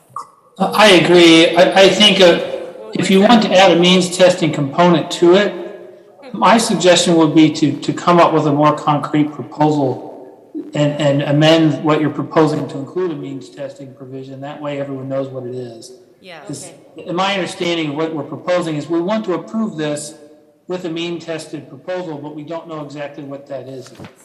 So I think you'd probably be better served to, if that's what the council wants, is to direct staff to include some means testing provisions in it and then bring it back. Yes, we can do that, or we can pass these and bring it back in the future time and kind of go through this again. So it really, there's no emergency in implementing these fees, so it's what you prefer if you want to do that. So instead of making a motion, we'd probably table it and give direction to staff, or you remove the means test from that motion, and we go from there. And just basically increase the showers to the daily rate. And then we'll have Annie develop this mean testing program. And then at that time, we can direct that those fees go into, are used for the means testing. It would be part of like the rate schedule. Right. Yeah. No, I get that. And I guess kind of responding to Ronnie, because there are some non-residents who purchase passes, but we don't believe that to be a very high number, correct? I don't think it is. Yeah, I guess my kind of thinking behind just having a flatter, annual fee is to simplify processes in one direction as we're complicating them in another one. But I do think there should be some sort of fee increase, even for residents who don't meet whatever means test we come up with, because costs have gone up. Inflation is like a very real thing, particularly as we've learned over this past year. There is an influx of individuals within our community that do have the means to kind of meet that thing. And so I don't know where we would draw that line for the means testing and everything like that. And I'm sure once we do draw a line, we're going to find some sort of people that are just over it, that probably could benefit from it. But that's the unfortunate part of drawing the line somewhere. But yeah, I guess I'm a little hesitant to impose a fee increase without having some sort of consideration taken in for our local residents. I guess I'm kind of the mindset right now to table it, even though I'm. Can I ask, and sorry, I apologize if we discussed this already and I somehow flubbed it in my listing ability. Did we cover if it's possible to do a 10% increase for the residents outside of the things that aren't increasing, right? And a 20% increase for the non-residents? You could do that. Is that a menu option? That's Okay, a menu I'm option. just asking. That absolutely is. Okay. Right now, we have a motion on the table to approve the ordinance 2022-13 with a 10% user increase, with the showers for non-residents increased at the daily rate, and that funding being used for means testing. That's our motion, made by Luke, seconded by Ronnie. So the way we're going to do this is we have two options. We can vote on that motion, and if it passes, it passes. Or you can make a substitute motion to table. Does Kalen have anything to add to discussion? Well, he's unmuted. I do. Oops, the council chambers disappeared. One sec, we're fixing your audio. Can you see us now? I can see you now. Can you hear me? Barely, but that's okay. I think we can hear you. Okay, so I wondered if one way to handle this, I support it in general, but I am concerned about passing this means testing provision without further defining what it is. I'm wondering about having an effective date for this ordinance, removing the means testing and directing staff to work on that, and then making the effective date on the rate increase, say in 2 months, and then advertising it to give current residents plenty of notice that if they want to pass, now is the time to get it at the low rate, current low rate. I would like to pass some rate increase because as we saw in the consultant's analysis, even with a much more dramatic rate increase, it's going to be hard to make the MRAC pencil. And I think there are good reasons for that it doesn't have to because of the value it brings to the community. But I do want to see it get a little bit closer to penciling. And I think that will reflect the value to most members of the community. So that's my 2 cents. Great. All right, so what we're hearing from Kalen is that he believes that we should do some sort of increase. We still have the motion on the table, so basically we have a motion. We can make substitute to table, we can amend the motion. Luke, you can amend the motion, removing the means testing and just approve 10% with a daily increase of showers to the non-resident rate it's non-resident rate to get into the MRAC. It's not just it's not just showers, right? Yeah. Do both. Okay, so I'll just let you guys know where I'm leading. I mean, I would be comfortable with aside from the things we've agreed we're not raising for residents, I would be okay with 10 for residents and 20 for non-residents, but because I think it raises a bit more revenue, and we have decided for visitors that our fees could be higher, and it does, as a resident, it does feel a little bit more like at least you're paying less across the board. But anyway, but we can deal with Luke's motion. okay, so what do you want to do, Luke? All right, I would like to amend my motion to remove the means testing while adding a 2-month kind of implementation date with the directive to staff to look into developing a means testing. Got it. Okay, Ronnie, do you accept that amendment? Oh, and the 10-20% for Ronnie. Accepted, thank you. Okay, so let me try to repeat what just happened. We have an amended motion to approve the proposed 2022-13 ordinance amending the municipal code chapter 3.50, increasing the user fees to 10% for residents and 20% for non-residents. And the daily showers for non-residents would increase to the cost to... That would be $12 in this scenario. Okay, that's fine. And to remove the means testing, but directing staff to look into that and to make these fee increases go into effect on, let's say, November 1st, which is kind of a good time because the season's kind of slowing down, you know. So anyway, for whatever that's worth. That's the motion. Ronnie seconded that amendment? Yes, I did. Tell me when it's right to just ask one last clarifying question. All right, so we got a motion made by Luke that I just repeated, seconded by Ronnie. Any further discussion, Ronnie? So my last question is, just to be clear, so my intention is, the way this motion is being made, when I say 10% for residents, that does still mean that everything Yes. Annie put in, you know, swim lessons are the same, Yes. you know, daily Yes. admission is not changing. Okay, For yeah, all the things that aren't, Yeah. that Annie presented. yeah, That okay. aren't going to be. No, I'm good with that. Okay, then. All right, I'm going to call for the vote. All in favor? Aye. Aye. All opposed? Aye, So are you an aye or opposed? I'm going to post. Okay. All right, so we Can have... we do a roll call? Sorry, there was Okay. a negative on there. Okay. We have to do that. So we'll do a roll call vote just for clarity purposes. Luke, how do you vote? Aye. Ronnie? Aye. Jason? Nay. Kalen? Aye. Motion passes 3-1 with Jason voting negative. All right, Annie, did you get that? That's why it's on video. Thanks. Wasn't expecting that, but good discussion. It's nice to be back with you guys and hearing your comments. It's very good. All right, Pat and Pete, are you ready? What? Have that addendum that's new business Oh, regarding yeah. the building Item 6.2. permit. Yeah. Oh, thank you. Sorry, that we're is not ready new. for you. You guys are old business. We've got one more new business. This proposed resolution 2422. Thank you for reminding me that. It's right in front of me, and I just totally overlooked it.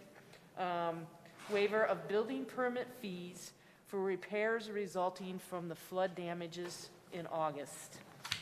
And so Carly? Sure. Hey, I really want to thank Nathan for putting this resolution together yesterday as quickly as he could for this. So this is just a resolution that would allow Barry to waive fees, the building permit fees that are associated with people pulling permits, having inspections due to cleanup from the flood. We don't see these as being exorbitant fees. It's not going to be a huge hit to the city. I think we estimate about $5,000 of a fiscal impact, but we just think it's a good gesture, to one less thing for these people to worry about. And it's appropriate for Barry to administer because he's the one that's going to be issuing the permits and doing the inspection. So it's good, easy for him to do quality control to make sure it's a genuine flood-related damage. All right, any questions for Carly on that? I'll ask for a motion. I can move to adopt Resolution 24-2022, a resolution waiving building permit fees for properties impacted by the flooding within the city of Moab. I'll second it. Motion made by Ronnie, seconded by Jason. Any further discussion? My understanding from the agenda summary was the costs are anticipated to be less than $5,000, right? Yeah. Yes. Okay. Mm-hmm. That's it. All right, all in favor? Aye. Aye. All right, motion passes 4-0. All right, Pat and Pete, you're on. I they can think stay you there if guys they can want. sit out there, and we'll just have the discussion and make a motion. If there's any questions, we've got Pat and Pete Bird here. So the next item on old business is proposed resolution 2223, a resolution of the City of Moab Council adopting the extension of a protective strip dedication, excuse me. You all remember a few weeks ago, we extended this because it was about to expire. We wanted to give the birds a chance to, us and the city to figure out the best way to approach this. We had a meeting a couple of weeks ago about it. And so the recommendation is to extend the protection strip for another 12 years. Carly, do you want to make any comments? Yeah, that's exactly right. So by way of background, the purpose of these kinds of agreements was to let developers have a chance to recoup costs of infrastructure that they put in that is usually turned over to the city, and so that they can have the adjacent property owners who are going to use that new infrastructure kind of pay into it with the initial developer, and especially like a development such as that preserve subdivision, which is kind of a big piece of farmland. They're kind of the first ones doing it. They're going to be putting in a lot of infrastructure. So I think, anyway, so that's the policy reason behind it. So the adjacent property owners aren't like freeloading off of these initial developers. We don't do these agreements anymore per our city code. I believe it's against state code too. But we have this agreement where we are allowed, there's an option to extend. So according to council, it would be a lawful option for you all to choose to extend the agreement if you so chose. And since we're talking about recouping for infrastructure, I want to make it clear that these are substantial costs. So the money that the developers could recoup is potentially significant. The way it is talked about in this agreement with them is fair market value, and that's defined in two ways. I highlighted one in an email to all of you. There's two components to the calculation. One, it's based off of the actual sale price of an undeveloped piece of the subdivision, an undeveloped parcel. And then also there is, I can't remember, it's about like the cost of the road, offsetting actually the actual cost of the road. There's a certain percentage of 5%. You add 5% of the actual cost of the development of the road.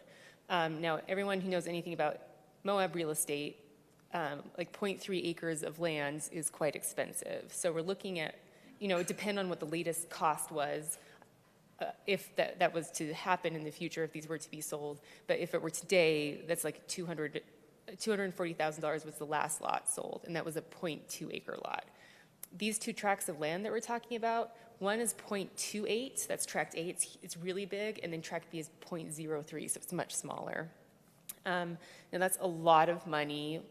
To clarify, I don't, because of that price point, I don't see an adjacent developer actually trying to purchase the entire access.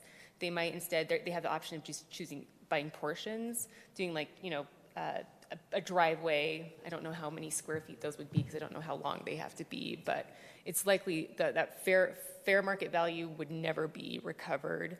So if we were to extend this agreement and the developers were to be approached by adjacent property owners, those adjacent property owners have the right to purchase it at that fair market value, and they would be able to recoup all of those costs. And it's hard to calculate because I don't know what the scenario is. If you were not to extend this agreement, then the city would be able to recoup those costs from those adjacent property owners. There was another point that I was going to make about, this runs with the land, so we are stuck with that fair market value calculation as well.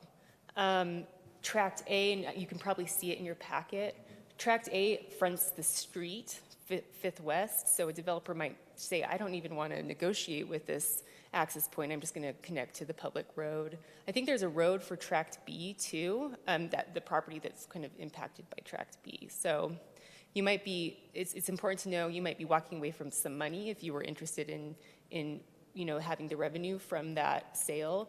But if you feel like a previous council did, that we want to give them the opportunity to recoup those costs of the infrastructure that this preserved subdivision built, then an extension is appropriate. Any questions? Caitlin? Question? Oh, yeah, Caitlin? So just a point of clarification, can this agreement be can we adopt it with modifications, obviously negotiated and acceptable to both sides, or do we have to sort of just extend the current agreement? I'll let Nathan answer. We could amend it. The land, I think where it might get a little more difficult is if portions of these strips have been sold, but my understanding is they haven't.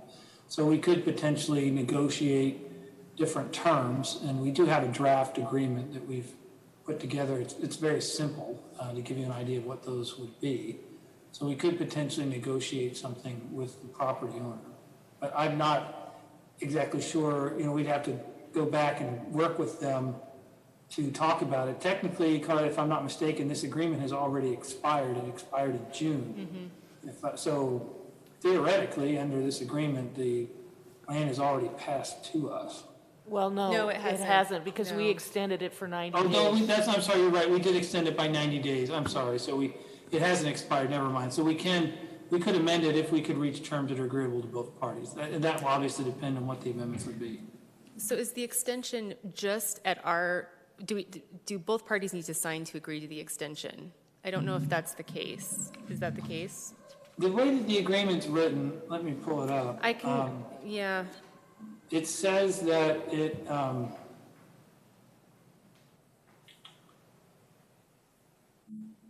don't know that it requires. yeah, unless its duration is extended by both. So both the city and so they've already indicated a willingness to extend, and so we would need to extend further, and that's the purpose of the amendment, Carly. Okay. I think is in the packet.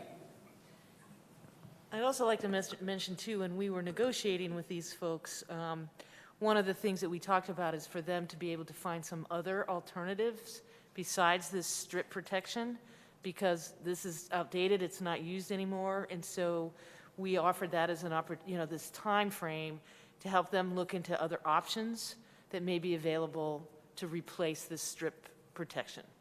Yeah, right? but those options are where we would not retain any ownership interest in it, to be clear. So they would have to come and try to negotiate. And if you gave the extension, but we're still interested in maybe recouping costs 12 years from now, any sort of modification I think that they might be interested in wouldn't include that option. They kind of want the city out of the business of ensuring this access, if that makes sense.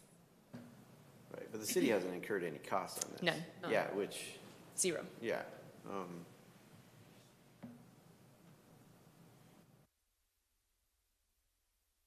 But Are you guys in agreement that 12 years works for you guys? I mean, Yeah. that's, yeah.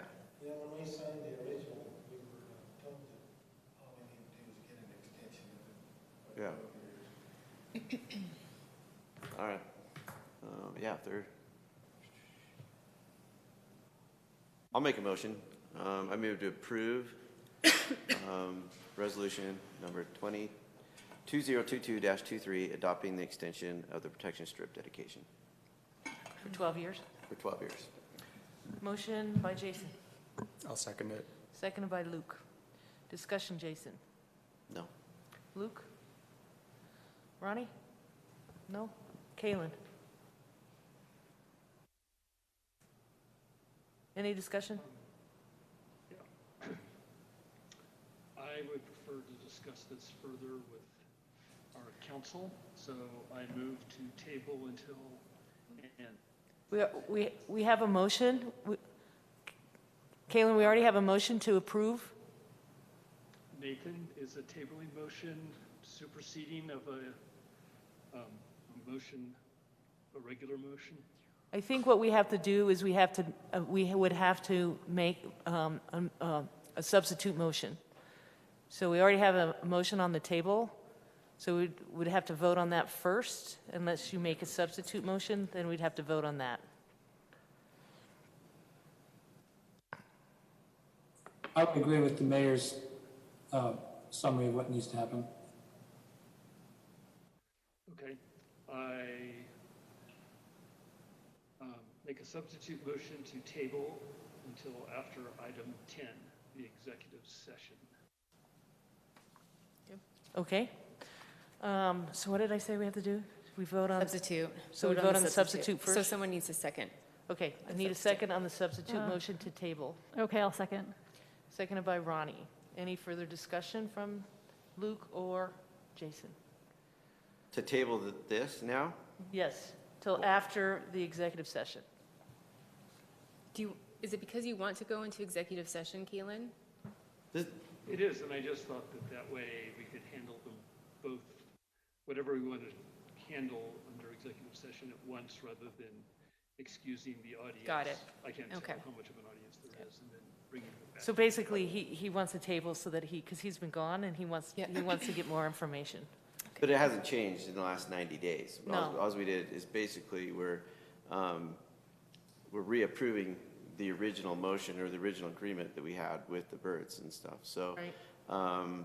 nothing has changed. We're giving these guys, 12 more years to recoup their funds. I don't think it makes sense for us to go into an executive session when we're just,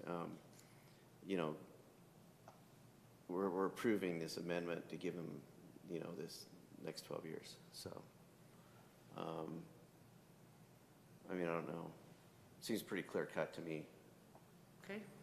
And Nathan's approved this, the birds have approved this, everybody's approved this, so, I don't know.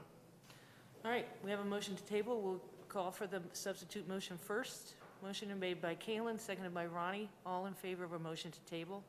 Till Aye. Aye? Aye. All right. We've got Motion. a tie. Can I make a Well, comment? we haven't had Yeah, right. the other Oh, yeah. people, so we've got two in support. Those opposed? Nay. All right, so I'm the tiebreaker. I'm going to vote nay. Now, our motion on the floor is to amend, or to approve the resolution 2023 of the Moab City Council adopting the extension of protection strip dedication for 12 years, made by Jason, seconded by Luke. All in favor? Aye. All opposed? Can we do a roll call again? All right, roll I'm call sorry. vote, since we have this. Jason? Aye. Ronnie? Nay. Luke? Aye. Kalen? Aye. So you vote in support? I did. Okay, I voted All aye. right. All right, so I don't have to tie break. All right, motion passes. 12 years extension. I get excited about ties, sorry. I know. It's just like, oh, it happened. I got to vote. Can we make a comment about our position and our vote? Sure. I'll explain. The reason I voted no is not necessarily because it's a process issue. I mean, I've done this consistently. If another council member feels like they want more time to get more information, and in this case, I feel like a council member was asking for just some time to ask a question and come back to this later in the meeting, I felt like that was a valid request. So hence the nature of my supporting the tabling. All right, that's it. Thanks, you guys.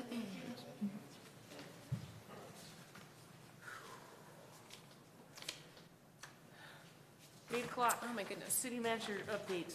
Make it Okay. quick. I have, okay, I mean, I can't make it quick. No, don't make it quick, because I think you probably have a lot of good information I we do all have want to hear. information about the flood, so I was going to Yeah. kind of focus on that if you don't mind. If you don't mind giving me some time. Before I kind of get to that, though, I wanted to let you guys all know that Friday, the 2nd of September, our police department is joining with UHP for a speeding enforcement blitz here in town, and I believe that's Labor Day. So that's really exciting. I really want to thank Jared for reaching out. I know that we've been talking about blitzes and speed enforcement a lot, so it looks like it's going Can to you happen. explain what that is? I don't know what a blitz is. I think they just sort of all come out and force to ticket speeders and to do speed enforcement. What is that?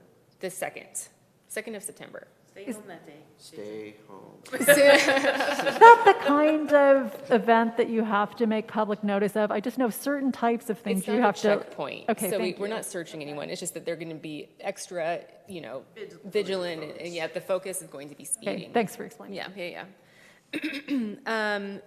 We got information about the statewide emergency. That's really great. And great job to the mayor and to Jason. I think the media attention that we got was also extremely helpful. And also Casey Hill, our lobbyist, was meeting with the speaker, with the president of the Senate, and they also put pressure, or just asked the governor and tried to educate the governor about what had happened. Yes. Just an update, the trust is in town for the next couple of days. They're going to be doing an evaluation of the damage. So they're going to identify what is covered and what isn't, and that will help us in our assessment to the state, because what we're trying to provide to the state is what is uninsured damage to our system. As a reminder, I guess I went over the 15-day deadline for residents. Please get those assessments in. Please feel free to contact the city. We've got a lot of people ready to hear what you need and to get resources to you. Let me see. As a reminder, people who are maybe don't have water still, and I'll get into the water issue, or who were like displaced from their homes, free showers are still available at the Mrac. Just go in and let them know that that's why you're there, and they will let you through. Other information about residents as we continue the cleanup. Tree limbs and large debris may be placed out in front of your curbs. City crews will be going through town to remove that debris. And if you want to take it to the landfill yourself, you can. You can go to the city dump, and I believe the transfer station is also open. And the solid waste district has been kind enough to waive the tipping fees for that debris. So please feel free to take advantage of that. Sandbags continue to be available at the Public Works Yard. Just bring your own shovel, and you can fill up as many sandbags as you'd like. Please be vigilant, because we are maybe expecting more rain this weekend, later in the week. And we're just going to do the same thing all over again, except fewer people are going to go out on the bridges. That's what we're going to do. And hopefully the county will be issuing that reverse 911 if that is needed. Finally, we do have folks, one very small segment of town. It's about 20 homes / businesses / overnight rentals that are still without water because we are repairing that main break.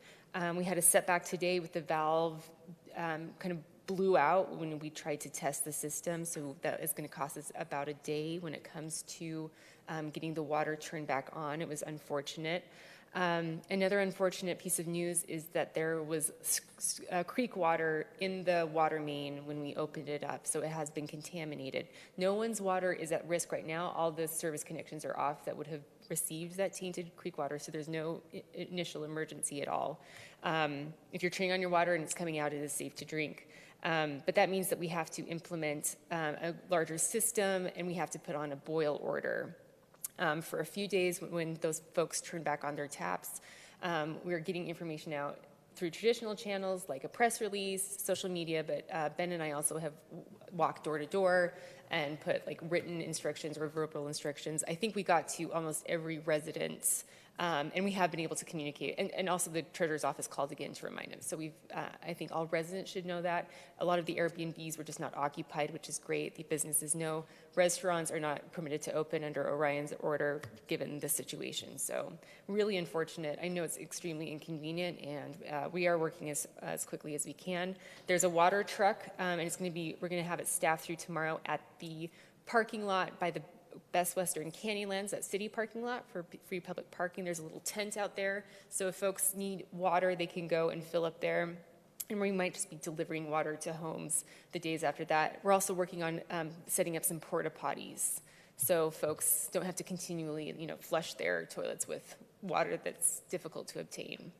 And just for your information, after a natural disaster like this, a really good standard practice that I want to work to implement is doing a tabletop exercise internally with crews, like public works crews, everyone who responded, as well as safety, and so the police department, and then our administration team, basically everyone who's involved, to do an evaluation of our response. So we think about what we did great, what we need to work on better. I know that the sheriff's department and the police department will do that too together to talk about more interagency cooperation, but as a city we can internally evaluate performance and know what we need to do for the next time. Are the council going to be invited to that, or is there a way we can offer feedback on, our own end of the debrief? Yeah, you can offer us feedback.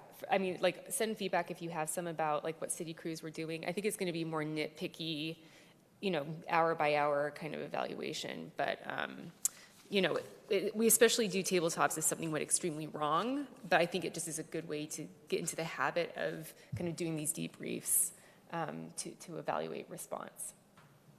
All right, those are my updates. I'm sure there's more that I have forgotten. I know, it's like, what happened? Jason? So I did an airport board meeting. They didn't have a whole lot of stats because it was on the 1st, and so a lot of the people that report to the airport, a lot of businesses didn't have those in yet. But they're continuing to kind of see lower numbers. Bill Groff resigned from that board. He's been on that board for, I think they said like 17 years or 14 years or something like that. And so there's an opening there, and he's going to be missed. He's a pretty integral part of that board. But there's not, they approved some, I don't have my notes here with me, I'm sorry, to do some studies as far as, or sending out some bids so that they need to expand the terminal so that they can put an x-ray machine in there, so for luggage and stuff like that. So and then that's about it with that. And then I did a travel council meeting. Wait, that's Caitlin. I can't remember if Caitlin was there or not. And then I did this week I've done an interview with KTVX, Channel 4 out of Salt Lake, and I did an interview with KSL a couple nights ago. And then I've just been, like everybody else, out walking the streets with a shovel and a broom. It's been great to see, everybody out and the community involvement. So. Thanks, Jason. I don't know if there was anything. Did you want to say anything about the EMS meeting, the last one? I don't know if there was anything specific. I don't have my notes from the EMS meeting. I can talk about it. Oh, I can talk about it from our end, from rural health sales tax. I'm sure there's other stuff that you guys talked about too. Yeah, no, that's fine. I don't know if there's anything standing out. I think we're starting to see numbers go down, right? A little bit. Right. So we did have an EMS meeting. Oh, here it is. I brought the thing. They finished an audit. So I did have an EMS meeting. They finished an audit where they got very high praise for the way that they conduct and the way they manage their agency, which was really good. And so they're doing a great job with that. There have been ongoing talks with EMS and the Healthcare Special Service District, and talking about sales tax funding.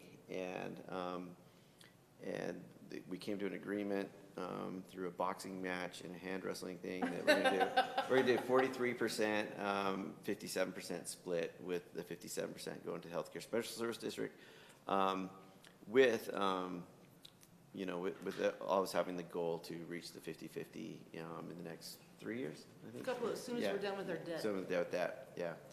2 years, I think we've wanted to do 2, just in good faith.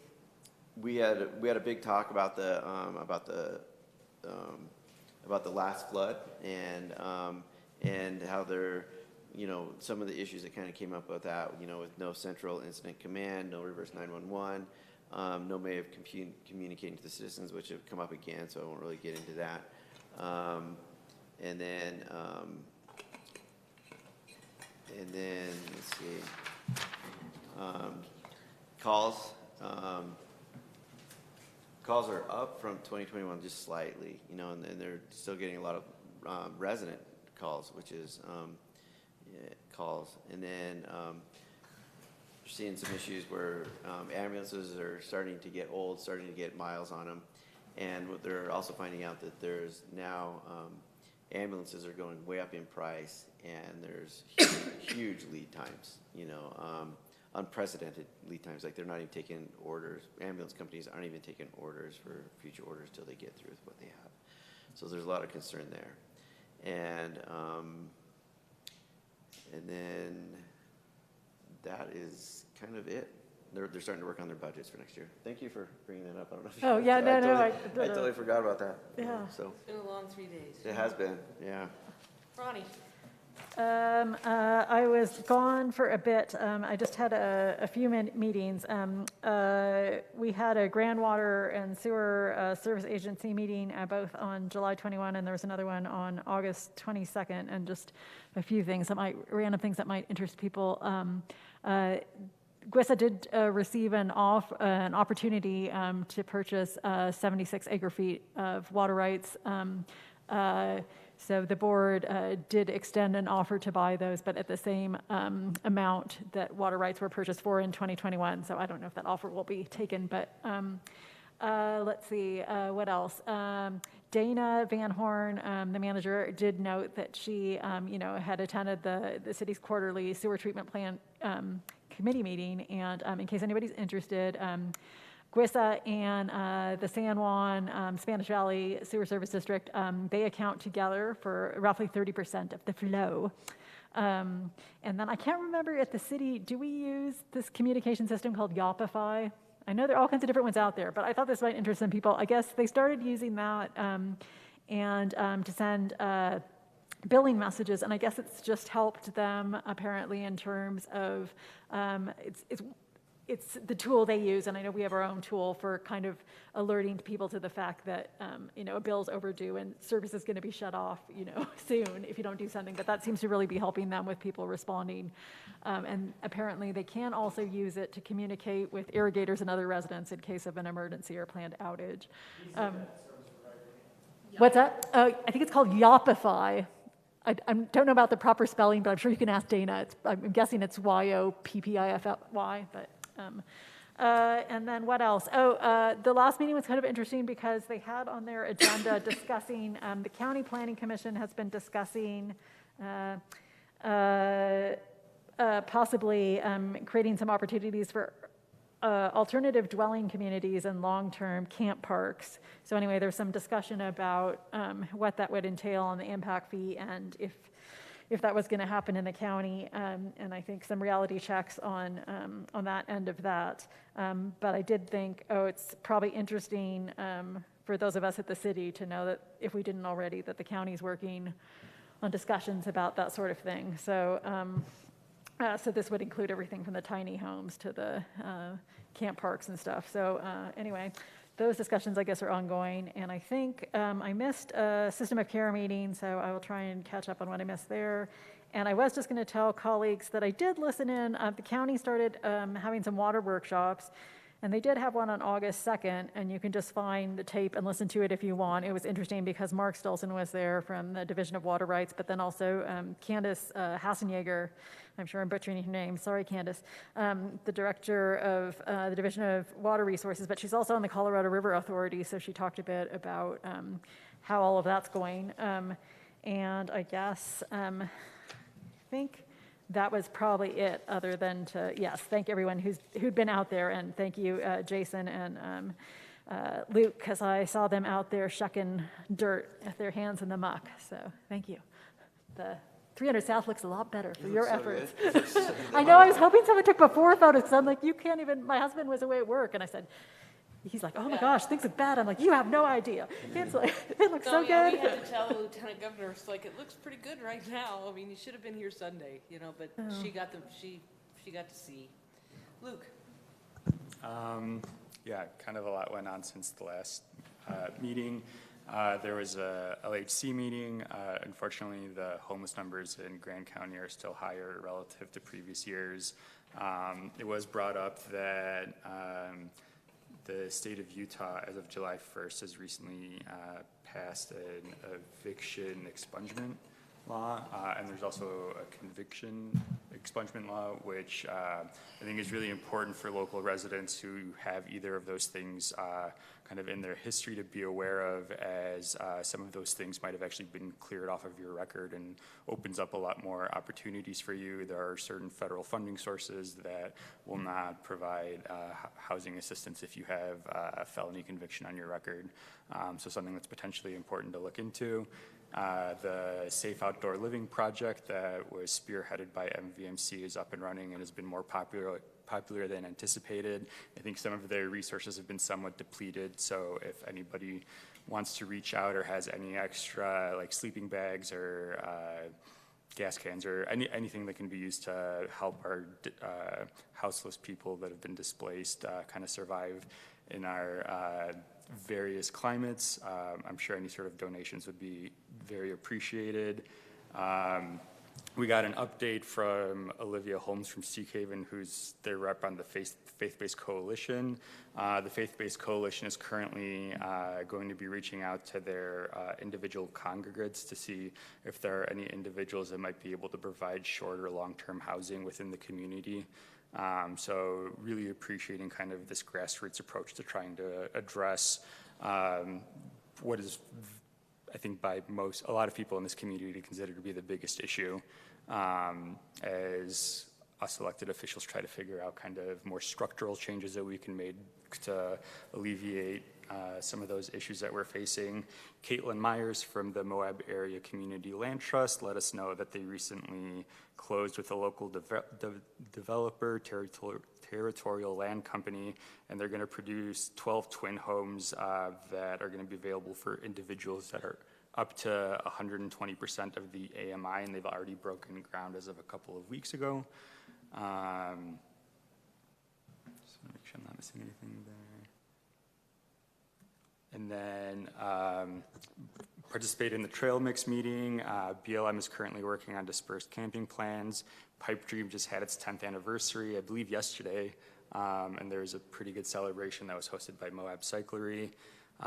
There's some more community events being organized, including work days on the Hawks Glide Trail, which is going to be a new trail section in Sand Flats to help people get down off of Falcon Flow and kind of avoid some of the motorized traffic on the roads there.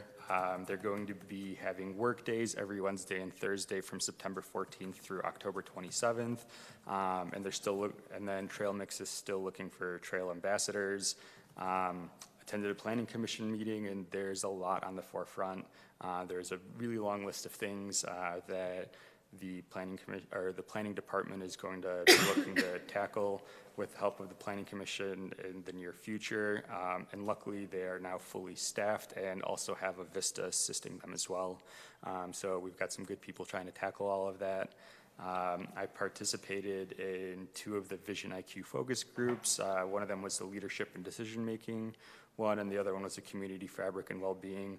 I would just like to thank the community members that have been attending those. I've found them extremely enlightening, and everybody that I've talked to that has attended them has really enjoyed them as well. There was one thing that was brought up in the leadership and decision-making group that I would like to address. I know that there is a perception within a not insignificant portion of our community that it's kind of pointless to speak up and reach out to local elected officials because there's this belief that there is only a select few like powerful individuals within our community that the local elected officials will actually listen to. And I would like to challenge that. One of the issues that we're facing is that I would agree that there are people that potentially have an outsized voice in this community, but that's because they are the only ones that are speaking up. And I can speak for myself here where I want as many perspectives as we can possibly get on these situations so that on whatever matters that we're dealing with so that we can make as well-rounded, well-informed decisions as possible moving forward that are really taking as much of our community into consideration as possible. And once more people speak up, those people who do have kind of louder voices right now will get a little bit more diluted. I know that there's a bit of perception and inertia, or there's a bit of an inertia that is tied to that perception, and I don't know what council members can do to really kind of change the direction of that, aside from showing it through our actions. So please speak up, please reach out and allow us to prove that we really do want input from as many people as we can get. And then, yeah, I participated in the flood cleanup. During that time, I had the opportunity to speak with the executive director of the Youth Garden Project. Unfortunately, their sensory garden got completely washed away, and they had damage to a couple of their other I don't want to, not facilities, a couple of the other, I don't know, I think there's one other garden-based thing that got damaged but wasn't completely ruined.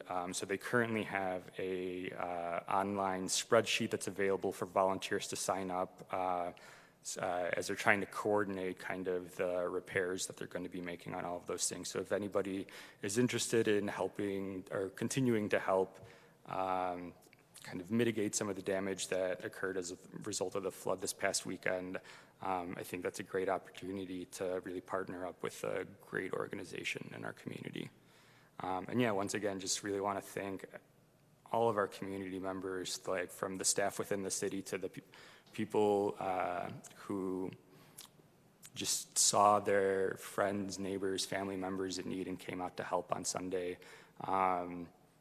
It was definitely kind of the silver lining for me in the face of what was a pretty disastrous event for our community, and a reminder why I love this community so much, and that was a sentiment that was really shared by a lot of people that I spoke to on that day. Thanks, Luke. And we were able to do an impromptu visit with the Lieutenant Governor to the Youth Garden Project. So that, I think that was really special for her to see that program in general, but also to see the work that's being done to clean up there, too. So, Kaylin, did you flip in lava? Did you have any flips on your trip? We had one, and it was in lava. Well, I'm glad you're off the river. Do you have anything you want to tell us about? The monsoons on the Grand Canyon, were they pretty epic? They were, but I did attend. It was only a 16-day trip, and since it's been a month since our last meeting, I do have some regular city council work to report on. I attended the Community Renewable Energy Agency board meeting, and while I don't have much of substance to say, I hope to have more interesting reports from this body in the very near future. I attended one of the visioning focus groups, the Sustainability one, and I thought there was very enthusiastic participation from a small group of citizens, and the consultants did a great job of managing that. I attended the Moab Area Housing Task Force meeting, and in addition to continued work at Arroyo Crossing, much of the discussion was about how to better engage the community. There was a lot of discussion about possibly having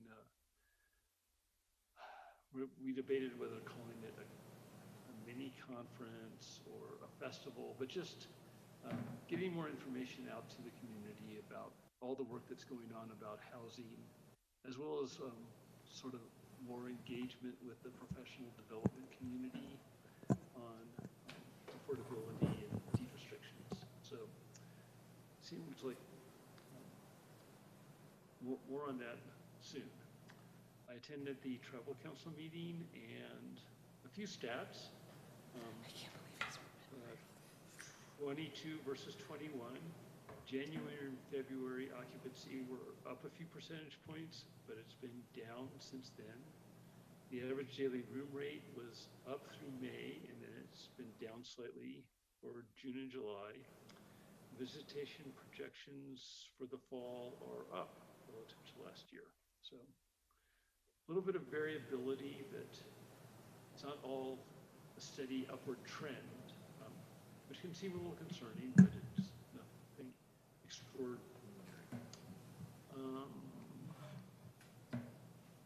And we discussed advertising, and then discussed a couple. The Tribal Council does special event grants to help support events that are especially beneficial to the local community. And there's a couple of applications, and that took a fair amount of time. So that's what I have for the last month. I am just impressed that you will, obviously you've had this written down, but the fact that you just got off the river today, after, you know, that you've gone right back into reality time. It's just amazing to me. I know for me, it takes me a week to come back to the world after being on a grand trip. Looking forward to having you back home. So thank you for that report. For me, let's see, I attended a Moab Regional Hospital focus group on healthcare in Moab. That was really interesting. Also met with the new executive director of the Friends of Arches and Canyonlands Parks, and Richard from Sustainability Department on dark skies. We need to start ramping that up again. I'm hoping that the new executive director for the Friends group will start working with the Sustainability Department so that we can work together on getting our community in compliance with the dark sky initiatives. Let's see. We met with Chris Baird and the Solid Waste Special Service District. I know it's a different name. Carly and I and Ben and Sarah Melenkoff to talk about her suggestion of a recycling specialist. The city's position on that is we already are working with the Solid Waste District for a position in, you know, that's similar to that. And, you know, that's how we want to work through that. So that was an interesting meeting. Also have been meeting with Lisa White, our attorney, and Carly on policy and procedures. I talked to you all about this. I'll be presenting that to you for consideration probably in September. And also met with the healthcare specials, Canyonlands Healthcare Special Service District. The primary conversation was similar to yours. With the rural health sales tax, we were able to come to an agreement, which is really important. And so I think we both feel really good about that. That day was the day of the first flood we had, and we were all sitting in the Grant Center watching this. I was like, I'm not walking out that door, you hear me? But little did we, and the funny thing is after that event, that flood, you know, that big rainstorm, we had waterfalls everywhere. It was really beautiful. But this last one, it hardly even rained in our neighborhood, which is pretty remarkable. And that's, there is, just so you know, Jason, that the presentation to the county commission on the rural sales tax allocation is September 6th. Okay. So, and Ronnie, just so you guys know, I'm sure Liz will be the one making the presentation. I will be out from Friday afternoon until September 9th, so I won't be able to participate in that meeting. Anything else? All right. Motion to go into an executive session strategy session to discuss reasonably or imminent and or pending litigation. So moved. Moved by Ronnie. I think you have to actually say it. Oh, really? Okay. I got in Fine. trouble the last time we did that. Okay. Then I'm going to let someone else do it because I don't have my phrase right in front of me. Okay. Who wants to make the motion? I don't have it up. Here. Let me figure it out right here. Let's see. That's right. We're finding it. Here, I move to go into a closed session to discuss reasonably imminent and/or pending litigation. Thank you, Luke. Seconded by I'll second it. Jason. All in favor of going into an executive session? Aye. Aye.